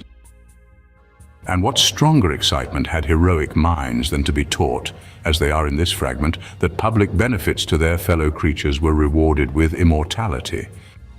My second reason for supposing it to be that very history is our being told that Sanchoniatho transcribed the account from secret records kept in the penetralia of the temples and written in a sacred sacerdotal character called the Ammonian, from the place where they were first deposited, which, as Marsham reasonably supposes, was Ammon or Thebes in Egypt, a kind of writing employed, as we have shown elsewhere, by the hierophants of the mysteries. But lastly, we are told that when this genealogical history came into the hands of a certain son of Thebion, the first hierophant on record amongst the Phoenicians, he, after having corrupted it with allegories and intermixed physical and cosmical affections with historical, that is, made the one significative of the other, delivered it to the prophets of the orgies and the hierophants of the mysteries, who left it to their successors. So that now we have an express testimony for the fact here advanced, that this was the very history read to the apoptai in the celebration of the greater mysteries. But one thing is too remarkable to pass by unobserved, and that is Sanchoniatho's account of the corruption of this history with allegories and physical affections by one of his own countrymen, and of its delivery in that state to the Egyptians, for Isis is the same as Osiris, who corrupted it still more. That the pagan mythology was indeed thus corrupted I have shown at large in several parts of this work, but I believe not so early as is here pretended, which makes me suspect that Sanchoniatho lived in a later age than his interpreter Philo assigns to him. And what confirms me in this suspicion is that mark of national vanity and partiality, common to aftertimes, in making the mysteries of his own country original and conveyed from Phoenicia to Egypt, whereas it is very certain they came first from Egypt, but of this elsewhere. However, let the reader take notice that the question concerning the antiquity of Sanchoniatho does not at all affect our inference concerning the nature and use of this history.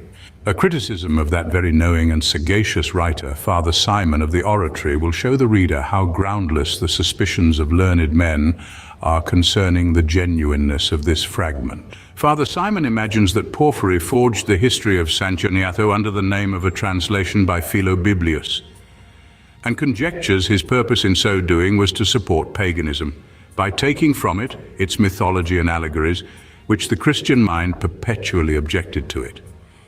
He would make it appear, to answer the objections that were made on all sides upon this, that their theology was a pure mythology.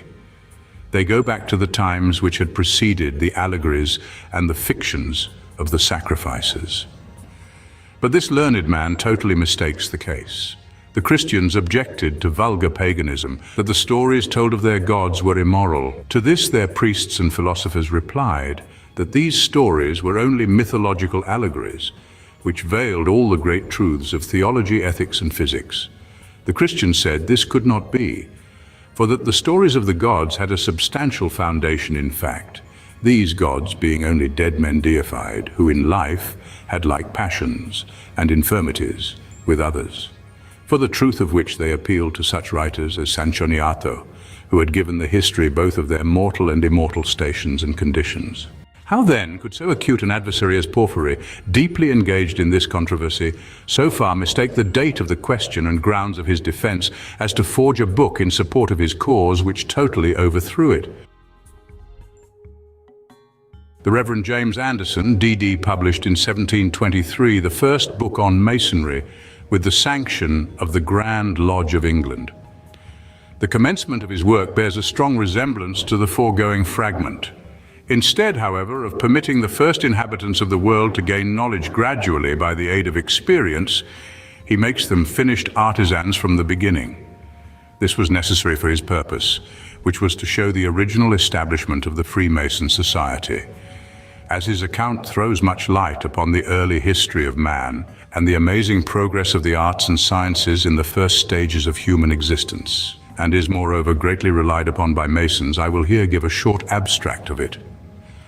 The Almighty Architect, says the Doctor, having created all things according to geometry, last of all formed Adam, and engraved on his heart the same noble science which Adam soon discovered by surveying his earthly paradise and fabricating an arbor as a convenient shelter from heat, etc. When expelled from his lovely arbor, he resided in the most convenient abodes of the land of Eden, where he could be best secured from cold, heat, winds, rains, tempests, and wild beasts, till his sons grew up to form a lodge, whom he taught geometry and the great use of it in architecture, without which the children of men must have lived like brutes in woods, dens, caves, etc., or at best in poor huts of mud, or arbors made of branches of trees, etc.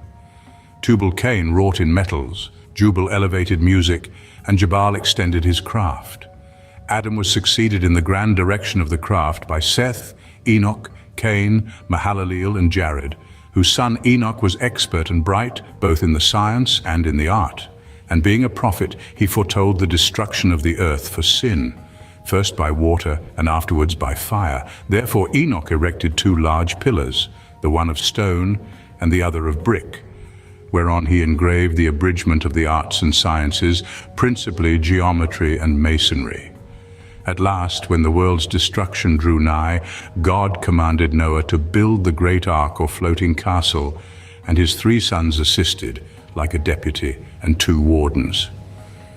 That edifice, though of wood only, was fabricated by geometry as nicely as any stone building, like true shipbuilding at this day, a curious and large piece of architecture, and finished when Noah entered into his 600th year, aboard which he and his 3 sons and their 4 wives passed.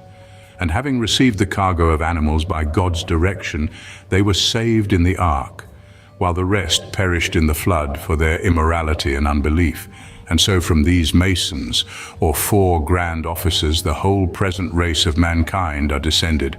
After the flood, Noah and his 3 sons, having preserved the knowledge of the arts and sciences, communicated it to their growing offspring. And it came to pass, as they journeyed from the east towards the west, they found a plain in the land of Shinar, and dwelt there together as Noachida, or sons of Noah, which was the first name of masons, according to some old traditions. When Peleg was born there to Heber, after the flood 101 years, Father Noah partitioned the earth, ordering them to disperse and take possession, but from a fear of the consequences of separation, they resolved to keep together.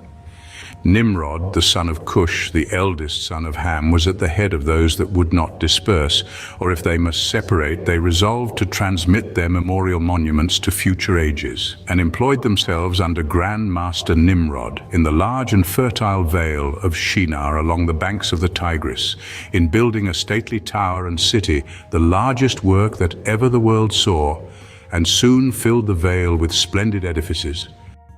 Nimrod signifies rebel, the name that the Israelites gave him, but his friends called him Belus, Lord. But they overbuilt it, and knew not when to desist, till their vanity provoked their Maker to confound their grand design, by confounding their speech. Hence the city was called Babel, confusion.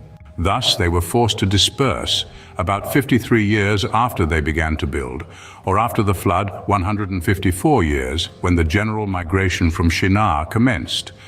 They went off at various times, and traveled north, south, east, and west with their mighty skill, and found the good use of it in settling their colonies. But Nimrod went forth no farther than into the land of Assyria, and founded the first great empire at his capital Nineveh, where he long reigned. Under him flourished many learned mathematicians, whose successors were long afterwards called Chaldees and Magians. And though many of them turned image worshippers, yet even that idolatry occasioned an improvement in the arts of designing, for Ninus, king of Nineveh or Assyria, ordered his best artists to frame the statue of Baal that was worshipped in a gorgeous temple.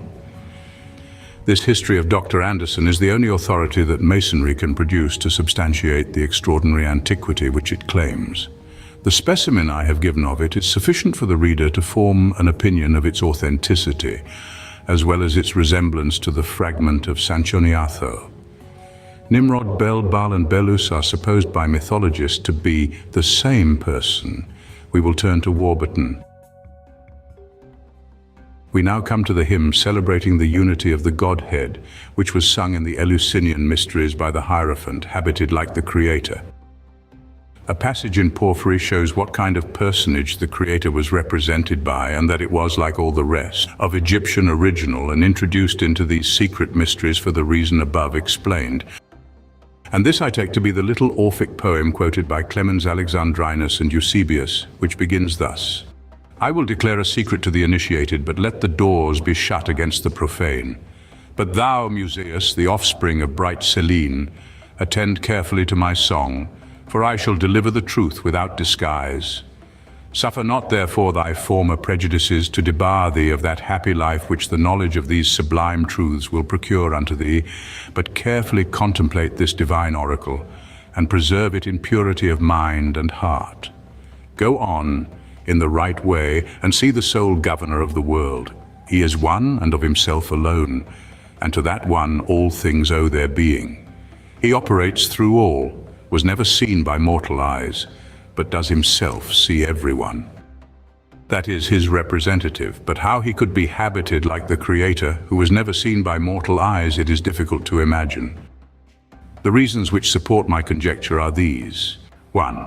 We learn from the scholiast on Aristophanes and others that hymns were sung in the mysteries. 2.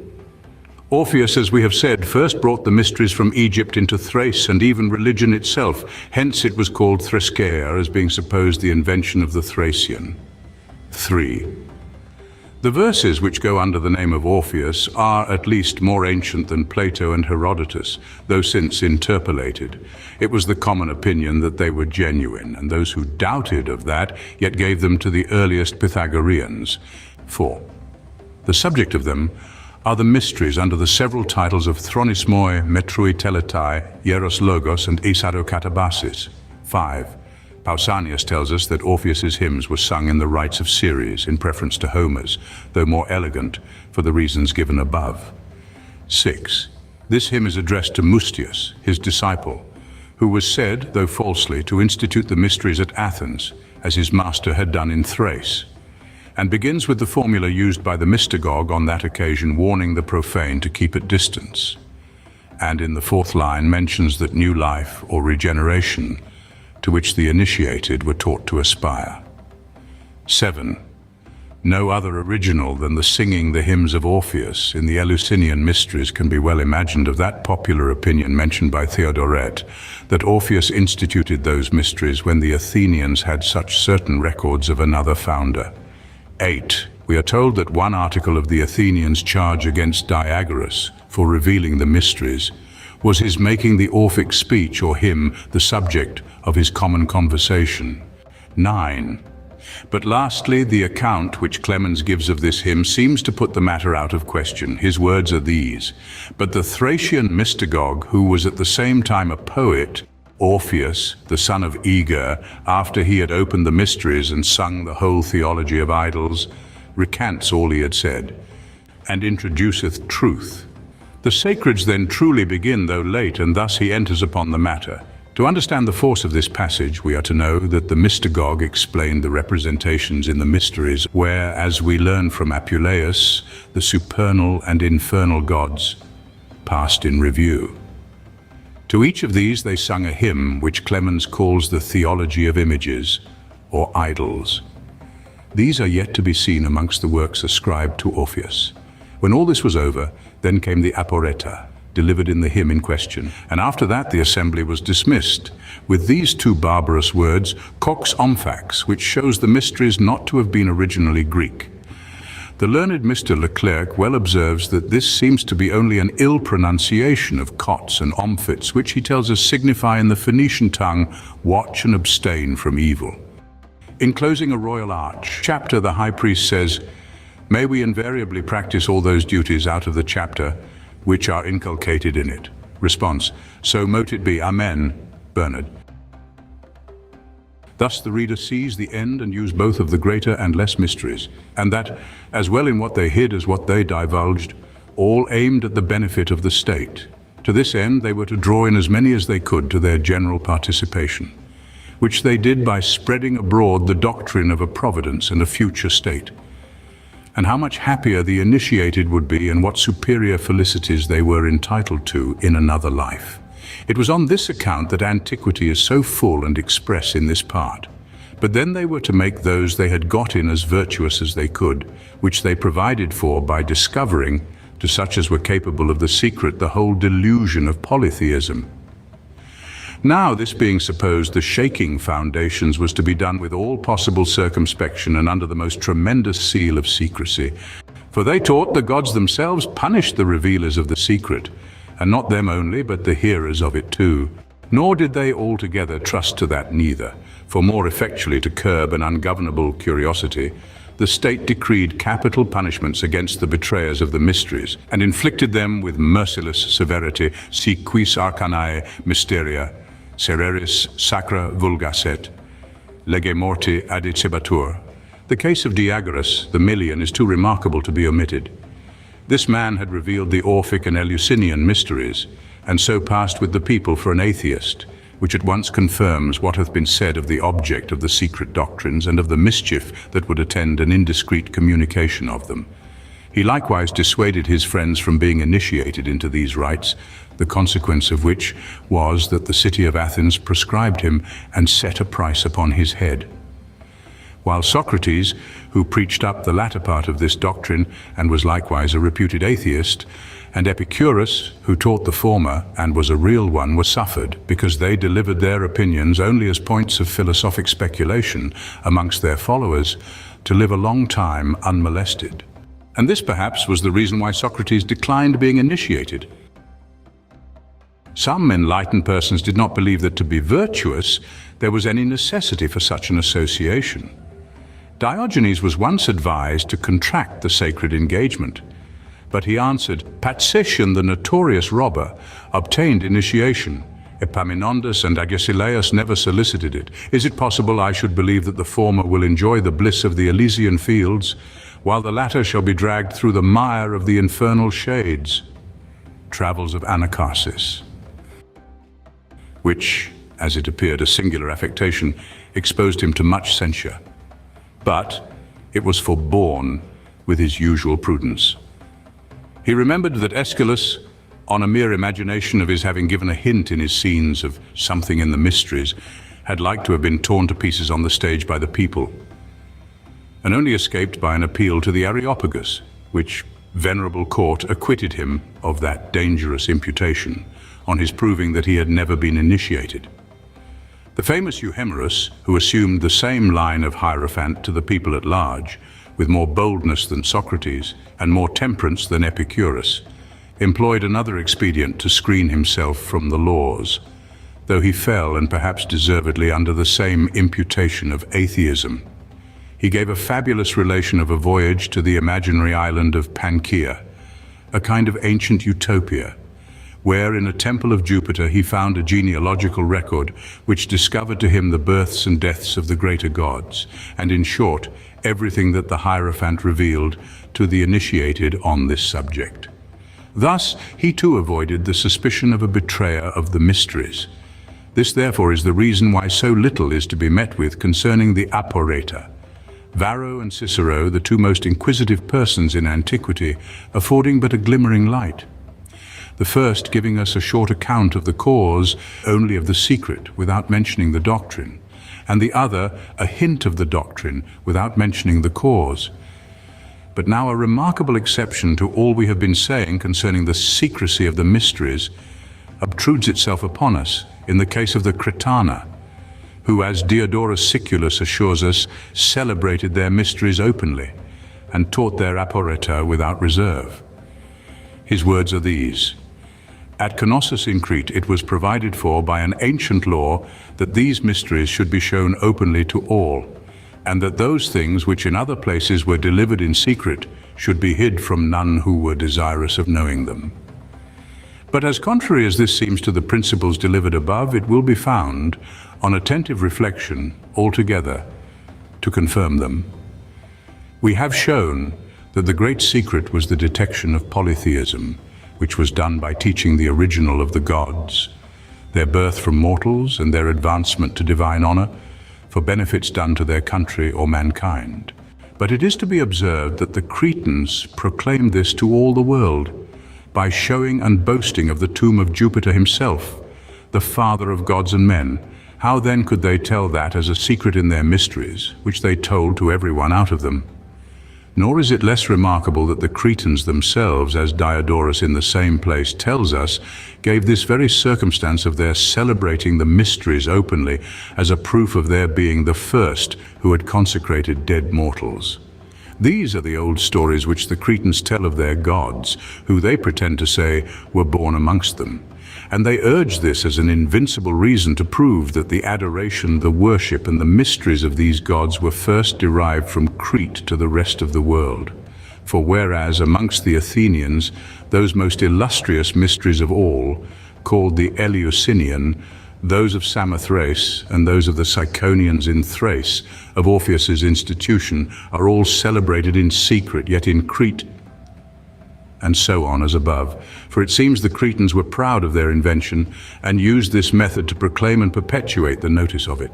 So when Pythagoras, as Porphyry informs us, had been initiated into the Cretan mysteries and had continued in the Idaean cave 3 times 9 days, he wrote this epigram on the tomb of Jupiter Zan, when son called Jupiter lies here deceased. It was this which so much exasperated the other Grecians against them, and gave birth to the common proverb of Kretis eie seustai, the Cretans are eternal liars. For nothing could more affront these superstitious idolaters than asserting the fact, or more displease the politic protectors of the mysteries than the divulging it. The mysteries then being of so great service to the state, we shall not be surprised to hear the wisest of the ancients speaking highly in their commendation, and their best lawgivers and reformers providing carefully for their support.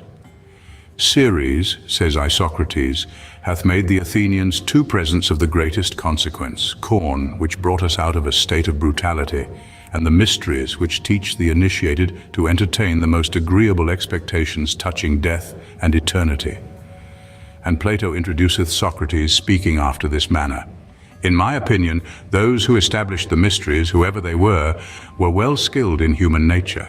For in these rites it was of old signified to the aspirant that those who died without being initiated stuck fast in mire and filth, but that he who was purified and initiated at his death should have his habitation with the gods. And Tully thought them of such use to society for preserving and propagating the doctrine of a future state of rewards and punishments, that in the law where he forbids nocturnal sacrifices offered by women, he makes an express exception for the mysteries of Ceres, as well as for the sacrifices to the good goddess. Aristides said the welfare of Greece was secured by the Eleusinian mysteries alone. Indeed, the Greeks seemed to place their chief happiness in them. So Euripides makes Hercules say, "I was blessed when I got a sight of the mysteries." And it was a proverbial speech, when anyone thought himself in the highest degree happy, to say, "I seem as if I had been initiated in the higher mysteries." But now, such is the fate of human things. These mysteries, venerable as they were in their first institution, did, it must be owned, in course of time, degenerate. And those very provisions made by the state to enable the mysteries to obtain the end of their establishment became the very means of defeating it. For we can assign no surer cause of the horrid abuses and corruptions of the mysteries, besides time, which naturally and fatally depraves and vitiates all things, than the season in which they were represented, and the profound silence in which they were buried. For night gave opportunity to wicked men to attempt evil actions, and secrecy encouragement to repeat them, and the inviolable nature of that secrecy which encouraged abuses kept them from the magistrate's knowledge so long till it was too late to reform them. In a word, we must own that these mysteries, so powerful in their first institution for the promotion of virtue and knowledge, became in time horribly subservient to the gratification of lust and revenge. Wisdom of Solomon the 14th, 23-24. Nor will this appear at all strange, after what hath been said above. A like corruption from the same cause crept even into the church during the purest ages of it. The primitive Christians, in imitation perhaps of these pagan rites, or from the same kind of spirit, had a custom of celebrating vigils in the night, which at first were performed with all becoming sanctity.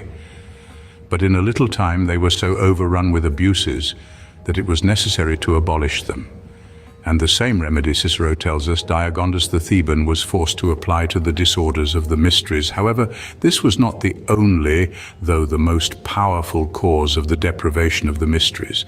Another, doubtless, was their being sometimes under the patronage of those deities who were supposed to inspire and preside over sensual passions, such as Bacchus, Venus, and Cupid. For these had all their mysteries, and where was the wonder if the initiated should be sometimes inclined to give a loose to vices in which the patron god was supposed to delight? And in this case, the hidden doctrine came too late to put a stop to the disorder.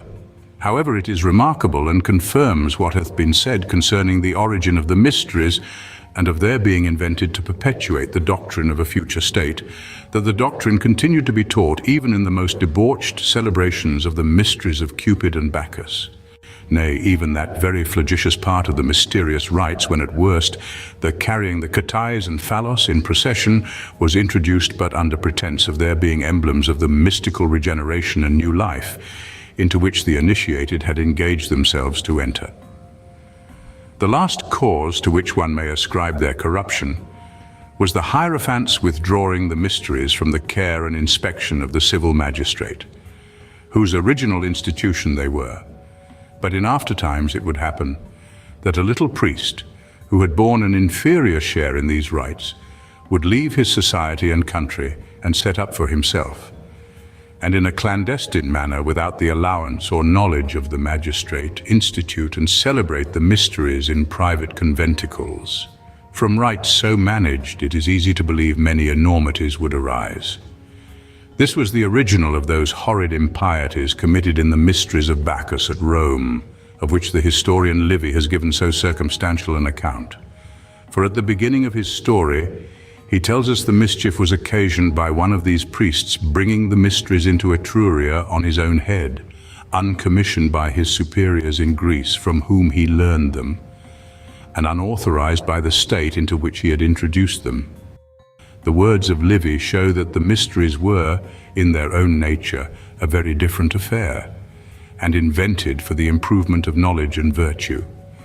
A Greek of mean extraction, says he, a little priest and soothsayer, came first into Etruria without any skill or wisdom in mysterious rites, many sorts of which that most improved people have brought in amongst us, for the culture and perfection both of mind and body. What Livy means by the culture of the body will be seen hereafter when we come to speak of the probationary and toilsome trials undergone by those aspirants to the mysteries, called the soldiers of Mithras.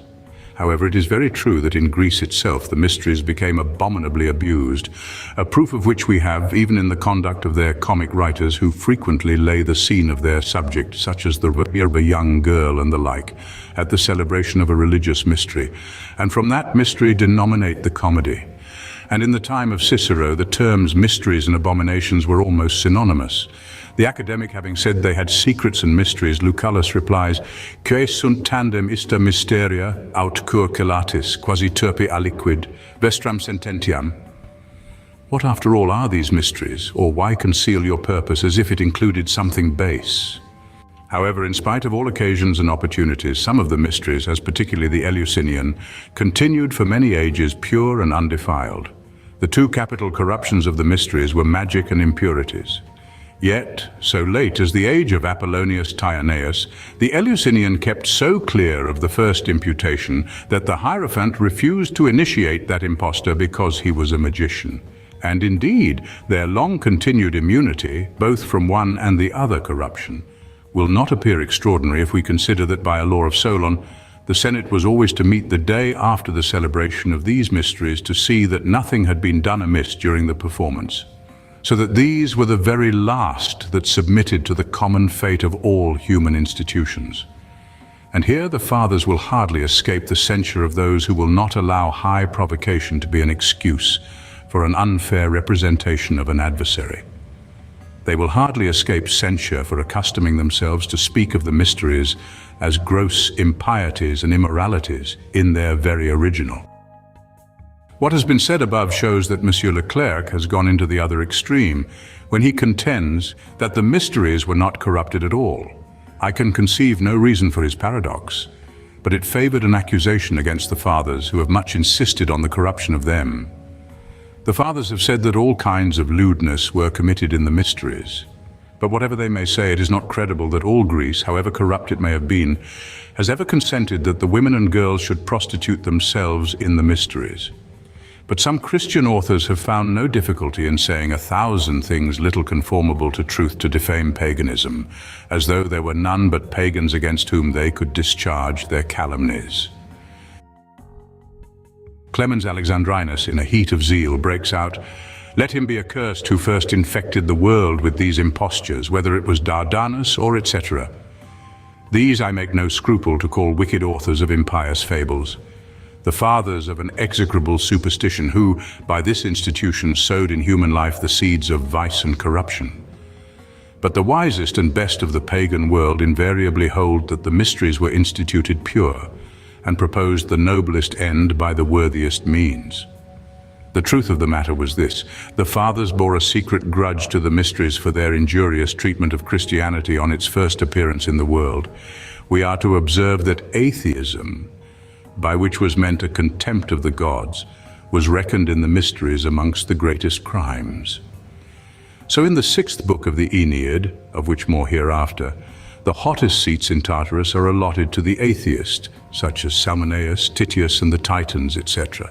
Now the Christians, for their contempt of the national gods, were on their first appearance deemed atheists by the people, and so branded by the mystagogue, as we find in Lucian, and exposed amongst the rest in Tartarus in their solemn shows and representations. This may be gathered from a remarkable passage in Origen, where Celsus thus addresses his adversary: "But now, as you, good man, believe eternal punishments, even so do the interpreters of these holy mysteries, the mystagogues and initiators. You threaten others with them, these, on the contrary, threaten you." This, without doubt, was what sharpened the fathers against the mysteries. And they were not always tender in loading what they did not approve. But here comes in the strange part of the story, that after this they should so studiously and formally transfer the terms, phrases, rites, ceremonies, and discipline of these odious mysteries into our holy religion, and thereby very early vitiate and deprave what a pagan writer, Marcellinus, could see and acknowledge to be absoluta and simplex, perfect and pure, as it came out of the hands of its author. Sure, then, it was some more than ordinary veneration the people had for these mysteries that could incline the fathers of the Church to so fatal a counsel. However, the thing is notorious, and the effects have been severely felt. The reader will not be displeased to find here an exact account of this whole matter, extracted from a very curious dissertation of a great and unexceptionable writer, Is. Casaubon, in his 16th exercise on the Annals of Baronius. Bishop W. has given the remarks of Casaubon in the original Latin, of which the following is a translation. When the fathers found it to be an easier way of bringing over minds corrupted by superstition to the love of the truth, they first adopted many terms used in their rites, and after thus treating of several heads of the true doctrines, they further adopted some of their ceremonies, that they might seem to be saying, as Paul said to the Gentiles, "Whom ye ignorantly worship, the same do I declare unto you." Thence it came that the fathers called the sacraments by the same names as were used to describe the pagan mysteries, as museis, telelas, teleoseis, epopteas or epopseas, telesteria, and sometimes but more rarely orgies. The Eucharist they emphatically denominated the mystery of mysteries, and also by autonomy the mystery, or in the plural, the mysteries. And you may everywhere read in the writings of the fathers, when treating of the Holy Communion, the words plethora mysteria or aporeton mysterion, referring to those that were to be divulged and those that were not. So the Greek verb mystai in the ancient writings is often employed to signify the becoming a partaker of the Lord's Supper, and the term myesis for the act itself, and mystis for the priest, who is also called mystagogon and hierotelektes. In the Greek liturgies and elsewhere, hieratolete and mysteria, hi epiphobos telete, the hidden and awful mystery, means the Eucharist. And as certain degrees were used in the pagan rites, so in like manner Dionysius divides the whole tradition of the sacraments into 3 acts, distinguished by their seasons and ceremonies. The first was catharsis, the purgation or purification. The second, the mystasis, or initiation. And the third, teleosis, or the consummation, which they also frequently called epopsion, or the revered. Tully had before affirmed that the Athenian mysteries brought to the dying better hopes. On their part, the fathers maintained that the mysteries of Christ brought certain salvation and eternal life to those who worthily partook of them, and that for those who contemned them there was no salvation. And they did not scruple to say that the end and ultimate fruit of the sacraments was deification, when they knew that the authors of those vain superstitions had dared to promise the same honor to their initiates. And therefore you may read in the Fathers that the end of the holy mystagogies was deification, and that those who faithfully received them should in the life to come be gods. Athanasius has used the verb theopoiestai, to deity, in the same sense, and subsequently confirmed it by saying that by partaking of the Spirit we are united to the Godhead. Of the symbols of the sacraments by which those ceremonies are celebrated, it is not here the place to treat, but that which is called a symbol of faith is various in its kinds, and they serve as tokens or tests by which the faithful may recognize each other. And we show that the same were used in the pagan mysteries. The formula pronounced by the deacons, "Depart hence, all ye catechumens, all ye possessed and uninitiated," corresponds with the procul este profani of the pagans. Many rites of the pagans were performed in the night, and Gaudentius has the expression splendidissima nocte vigiliarum, the brightest night of the vigils. And as to what we have said of the silence observed by the pagans in their secret devotions, the ancient Christians so far approved that they exceeded all their mysteries in that observance. And as Seneca has observed, the most holy of the sacred rites were only known to the initiated. And Jamblichus, on the philosophy of the Pythagoreans, has distinguished between the appareta, which could not be carried abroad, and the esphora, which might.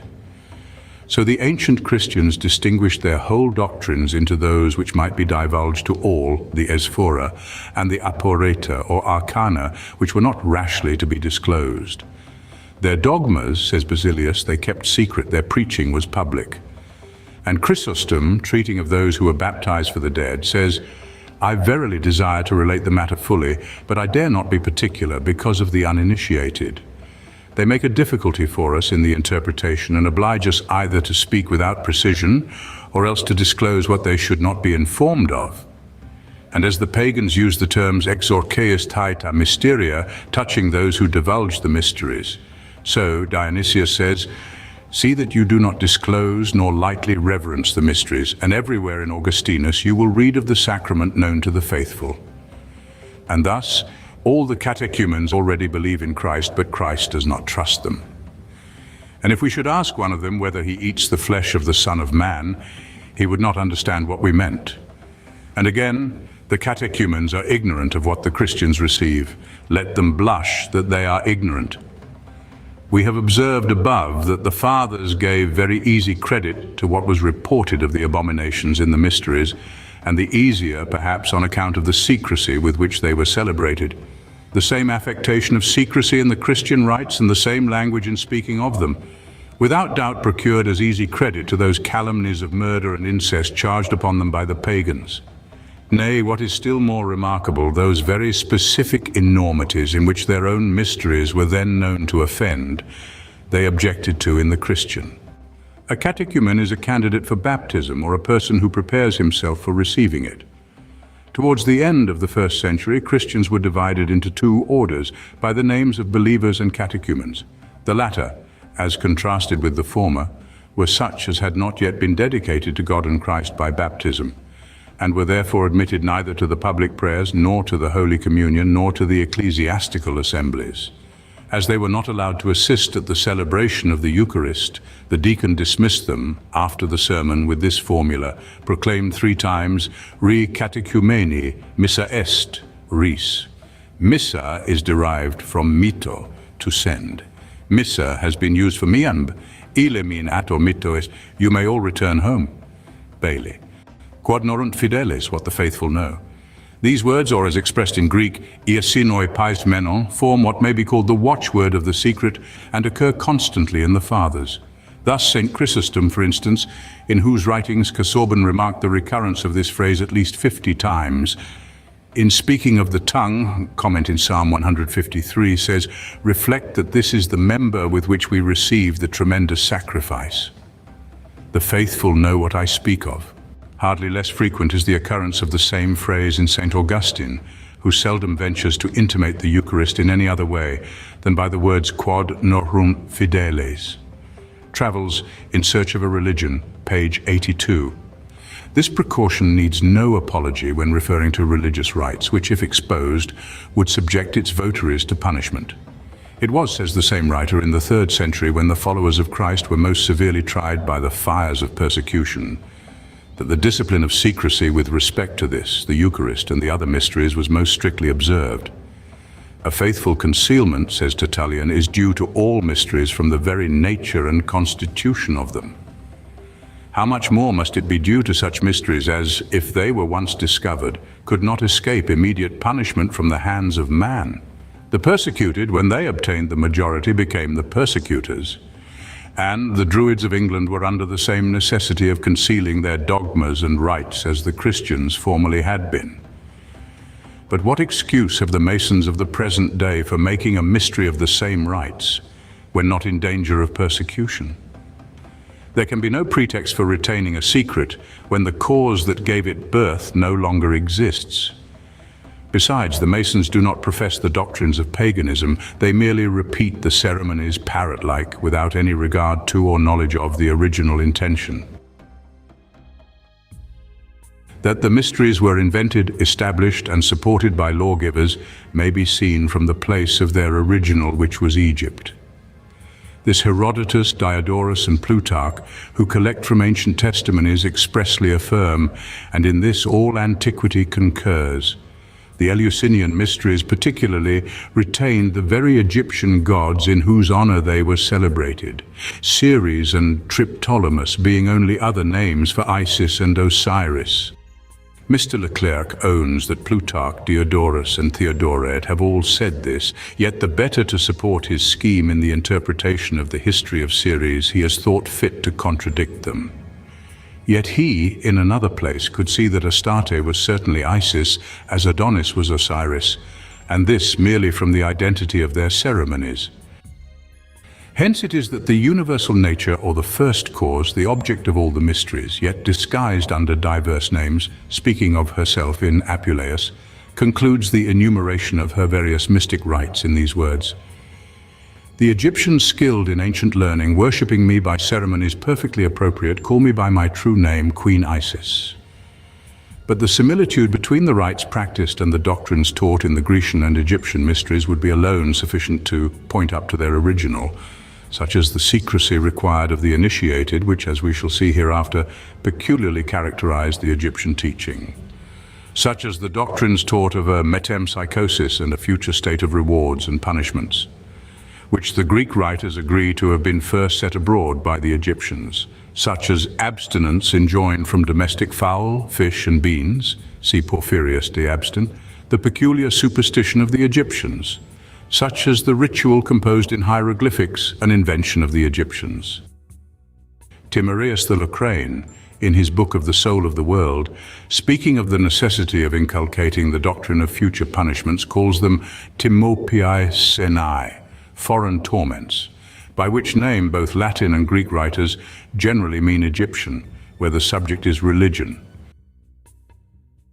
But it would be endless to reckon up all the particulars in which the Egyptian and Grecian mysteries agree.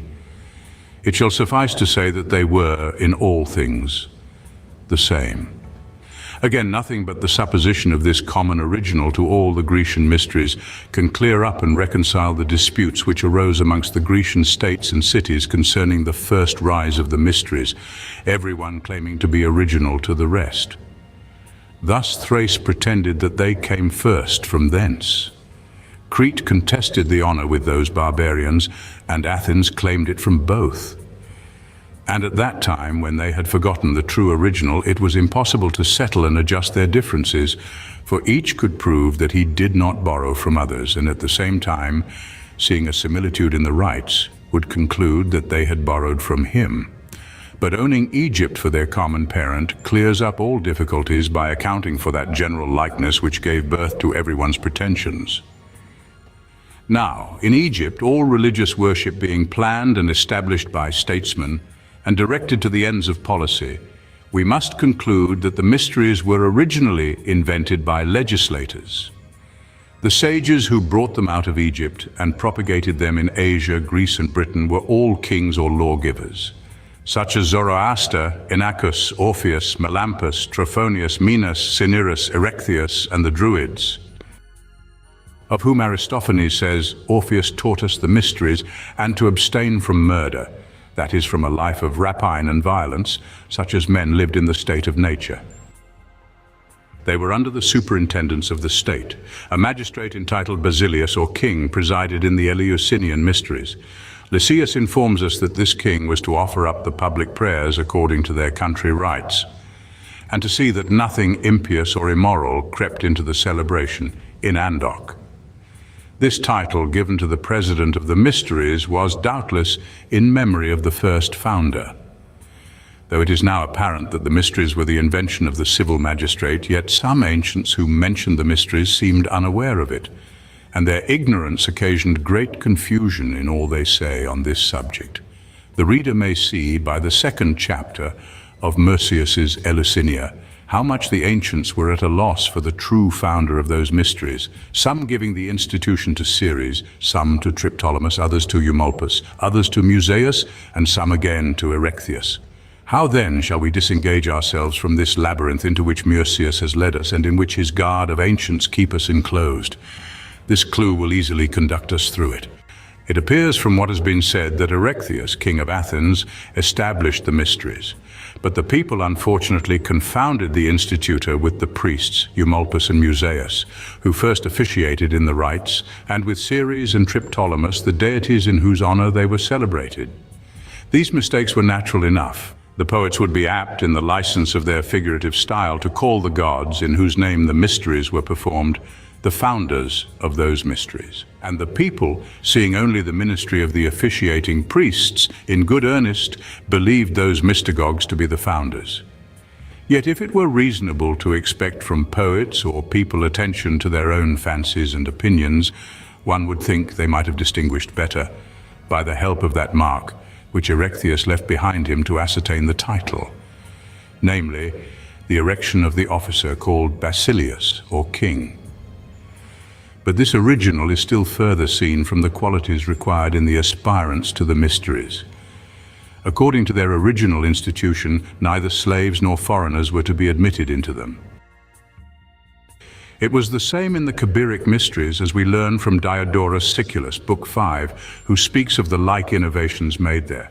As to slaves, hear Aristophanes in his Thesmophoria Zeusai. Begone, ye vulgar crew, it is not fitting that slaves should hear these words. Now, if the mysteries were instituted primarily for the sake of teaching religious truths, there can be no reason why every man with the proper moral qualities should not be admitted. But supposing them instituted by the state for political purposes, a very good reason may be assigned, for slaves and foreigners have neither property nor country. When afterwards the Greeks, by frequent confederations against the Persian, the common enemy of their liberties, began to consider themselves as one people and community, the mysteries were extended to all who spoke the Greek language. Yet the ancients, not reflecting on the original and end of their institution, were much perplexed for the reasons of an exclusion so apparently capricious. Lucian tells us in the life of his friend Demonax that the great philosopher had the courage, one day, to ask the Athenians why they excluded barbarians from their mysteries, when Eumolpus, a barbarous Thracian, had established them, but he does not tell us their answer. But the fact their not being a Grecian but a foreign, that is, barbarous invention, is proved by their very name, Mysteria, from the Eastern dialect mistor or mistur res aut locus absconditus, a thing or place hid. One of the most judicious of the modern critics, Casaubon, was as much at a loss and therefore thinks the restraint ridiculous, as implying that the institutors thought speaking the Greek tongue contributed to the advancement of piety. Another proof of this original may be deduced from what was taught promiscuously to all the initiated, which was the necessity of a virtuous and holy life to obtain a happy immortality. Now this, we know, could not come from the sacerdotal warehouse. The priests could afford their Elysium at the easy expense of oblations and sacrifices, for as our great philosopher, who however was not aware of this extraordinary institution for the support of virtue and therefore concludes too generally, well observes, the priests made it not their business to teach the people virtue. If they were diligent in their observances and ceremonies, punctual in their feasts and solemnities and the tricks of religion, the holy tribe assured them that the gods were pleased, and they looked no further. Few went to the schools of philosophers to be instructed in their duty and to know what was good and evil in their actions.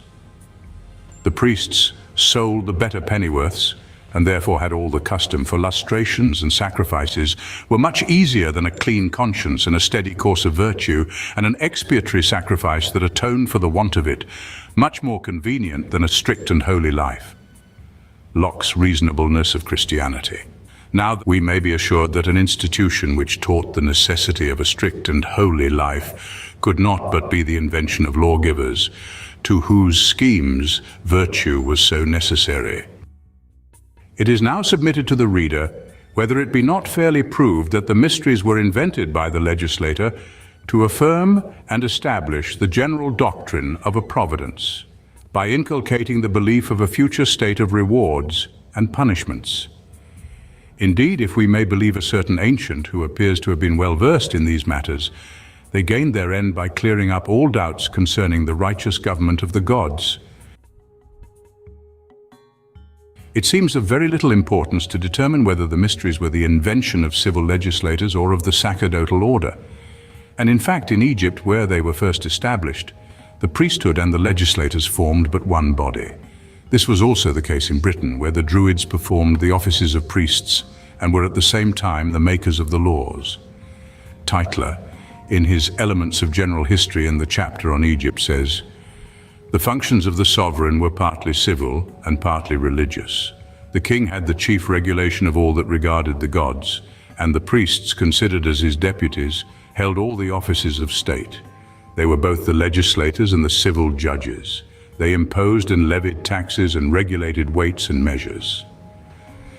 The title of Basilius, king, given to one of the officers in the celebrations of the mysteries, who is decorated with a crown, has doubtless caused the supposition that this character was the representative of civil temporal power, whereas the crown was originally the ensign of divinity. In the remotest antiquity, the crown was only given to gods. Leo the Egyptian says it was Isis who first wore a crown, and that it consisted of ears of corn grain, the use whereof she first taught men. In this, most authors agree that the crown originally was rather a religious than a civil ornament, rather one of the pontificalia than the regalia, that it only became common to kings as the ancient kings were priests as well as princes, and that modern princes are entitled to it in their ecclesiastical capacity rather than their temporal. The author cites no authority for his assertion that a magistrate entitled Basilius or king presided in the Eleusinian mysteries, but he says, Lysias informs us that this king was to offer up the public prayers according to their country rites, and to see that nothing impious or immoral crept into the celebration. Lysias, it appears, was noticed by Cicero as an orator of some repute, but he is little known as an author, and he seems in this case to have indulged his fancy in one of his popular orations, without possessing absolute knowledge of the truth of his declaration, for there is no evidence of his having been initiated into the mysteries. He was no doubt deceived by the title given to one of the officers in these celebrations, which was very likely to be generally known. Besides, the bishop has shown above that, by a law of Solon, the Senate was always to meet the day after the celebration of these mysteries to see that nothing had been done amiss during the performance. Now, if there were a magistrate appointed by the king bearing his title and presiding in these celebrations as his representative, What need would there be for the meeting of the Senate for the purpose here stated? Jamblichus, who, by the by, was a pagan priest and appears to be thoroughly versed in the metaphysical science of the gods, has clearly intimated who this Basileus of the mysteries was. In speaking of the One Supreme, he says, prior to truly existing beings and total principles, there is one God prior to the first God and King, immovable and abiding in the solitude of his own unity, who is Father of himself, is self-begotten, is Father alone, and is truly good. The original of that part of the passage particularly alluded to is proton kai ton proton than kai Basilius, which Gale properly translates prior stiam primo Deo et rege sole, that is, prior to the first God and King, the Sun. For it is well known that the Sun was the first object of adoration among all the ancient nations, and he was styled the king or governor of the world. The supreme god alluded to by Jamblichus was called in Egypt Kneph, of whom Plutarch says the unbegotten Neph was celebrated with an extraordinary degree of veneration by the Egyptian Thebans. As a further proof of the erroneous opinion formed by our author on this subject, an appeal may be made to the practice of Royal Arch Masonry, which I deem conclusive in this and similar cases. Here the Hierophant or High Priest is the presiding officer, and the king holds the second rank and presides only in the absence of the former. And the idea that this officer was ever the representative of an earthly monarch was never entertained by Masons. No civil power has ever exercised any authority in the lodge, and although some of the royal family of England and also of other countries have become members of the fraternity, they enter it like other men on the ground of perfect equality. In short, the officer-styled king personates Osiris the sun, one of the divinities celebrated in the mysteries, the second person in the pagan trinity. It is worthy of remark, and perhaps here is the most proper place to make it, that Masonry conforms to the practice of the Egyptians in prohibiting slaves a participation in its mystic rites. It excludes also all those who possess any bodily defect.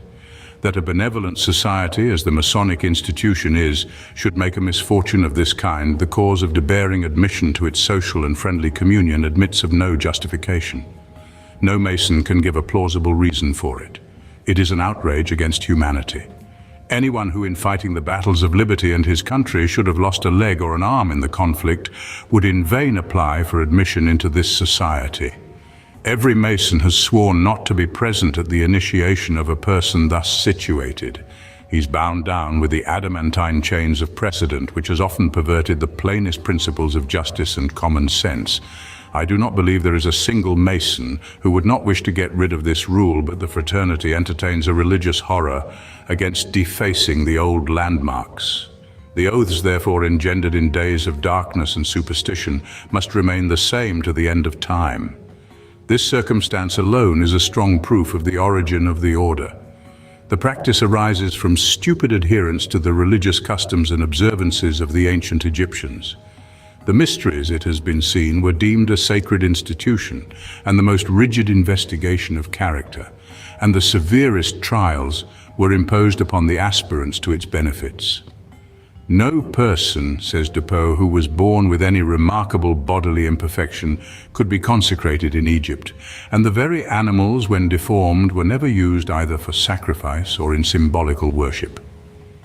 The Levites among the Jews were subjected to the same rigid discipline. No one that had the least bodily blemish could be admitted into the sacerdotal order. As to the admittance of the Levites into the ministry, birth alone did not give it to them.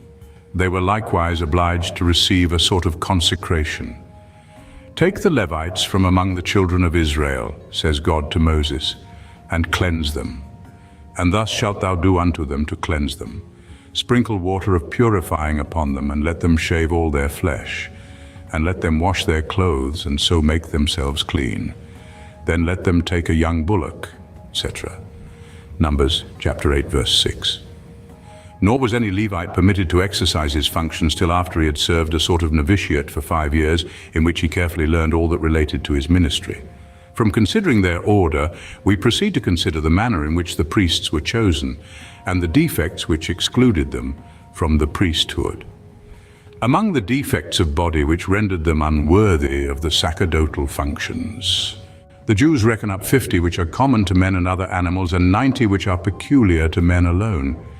The priest whose birth was polluted with any profaneness was clothed in black and sent without the verge of the priest's court. But he who was chosen by the judges appointed for that purpose was clothed in white and joined himself to the other priests. And I know not whether St. John does not allude to this custom when he says, "He that overcometh the same shall be clothed in white raiment, and I will not blot his name out of the book of life." Revelation chapter 3, verse 5. They whose birth was pure but who had some defect of body lived in those apartments of the temple wherein the stores of wood were kept, and were obliged to split and prepare it for keeping up the fire of the altar. There is a remarkable similarity in the institutions of the Egyptians, Jews, and Freemasons. The probation of 4 years was required after initiation into the lesser mysteries before the candidate could be admitted to a participation of the greater. An entered apprentice in the Lodge of Freemasons had formerly to serve 7 years in that grade before he could be advanced. This extra time, however, arose from the necessity of adapting the rules of the order to the craft of masonry, it being the usual period required for apprentices in that and other mechanical trades.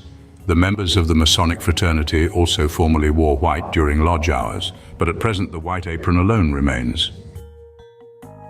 Thank you for watching, and please don't forget to share, like, subscribe, and comment. And if you can, please consider donating to Wars of the Roses. Links to PayPal and Patreon are in the description. Thank you so very much.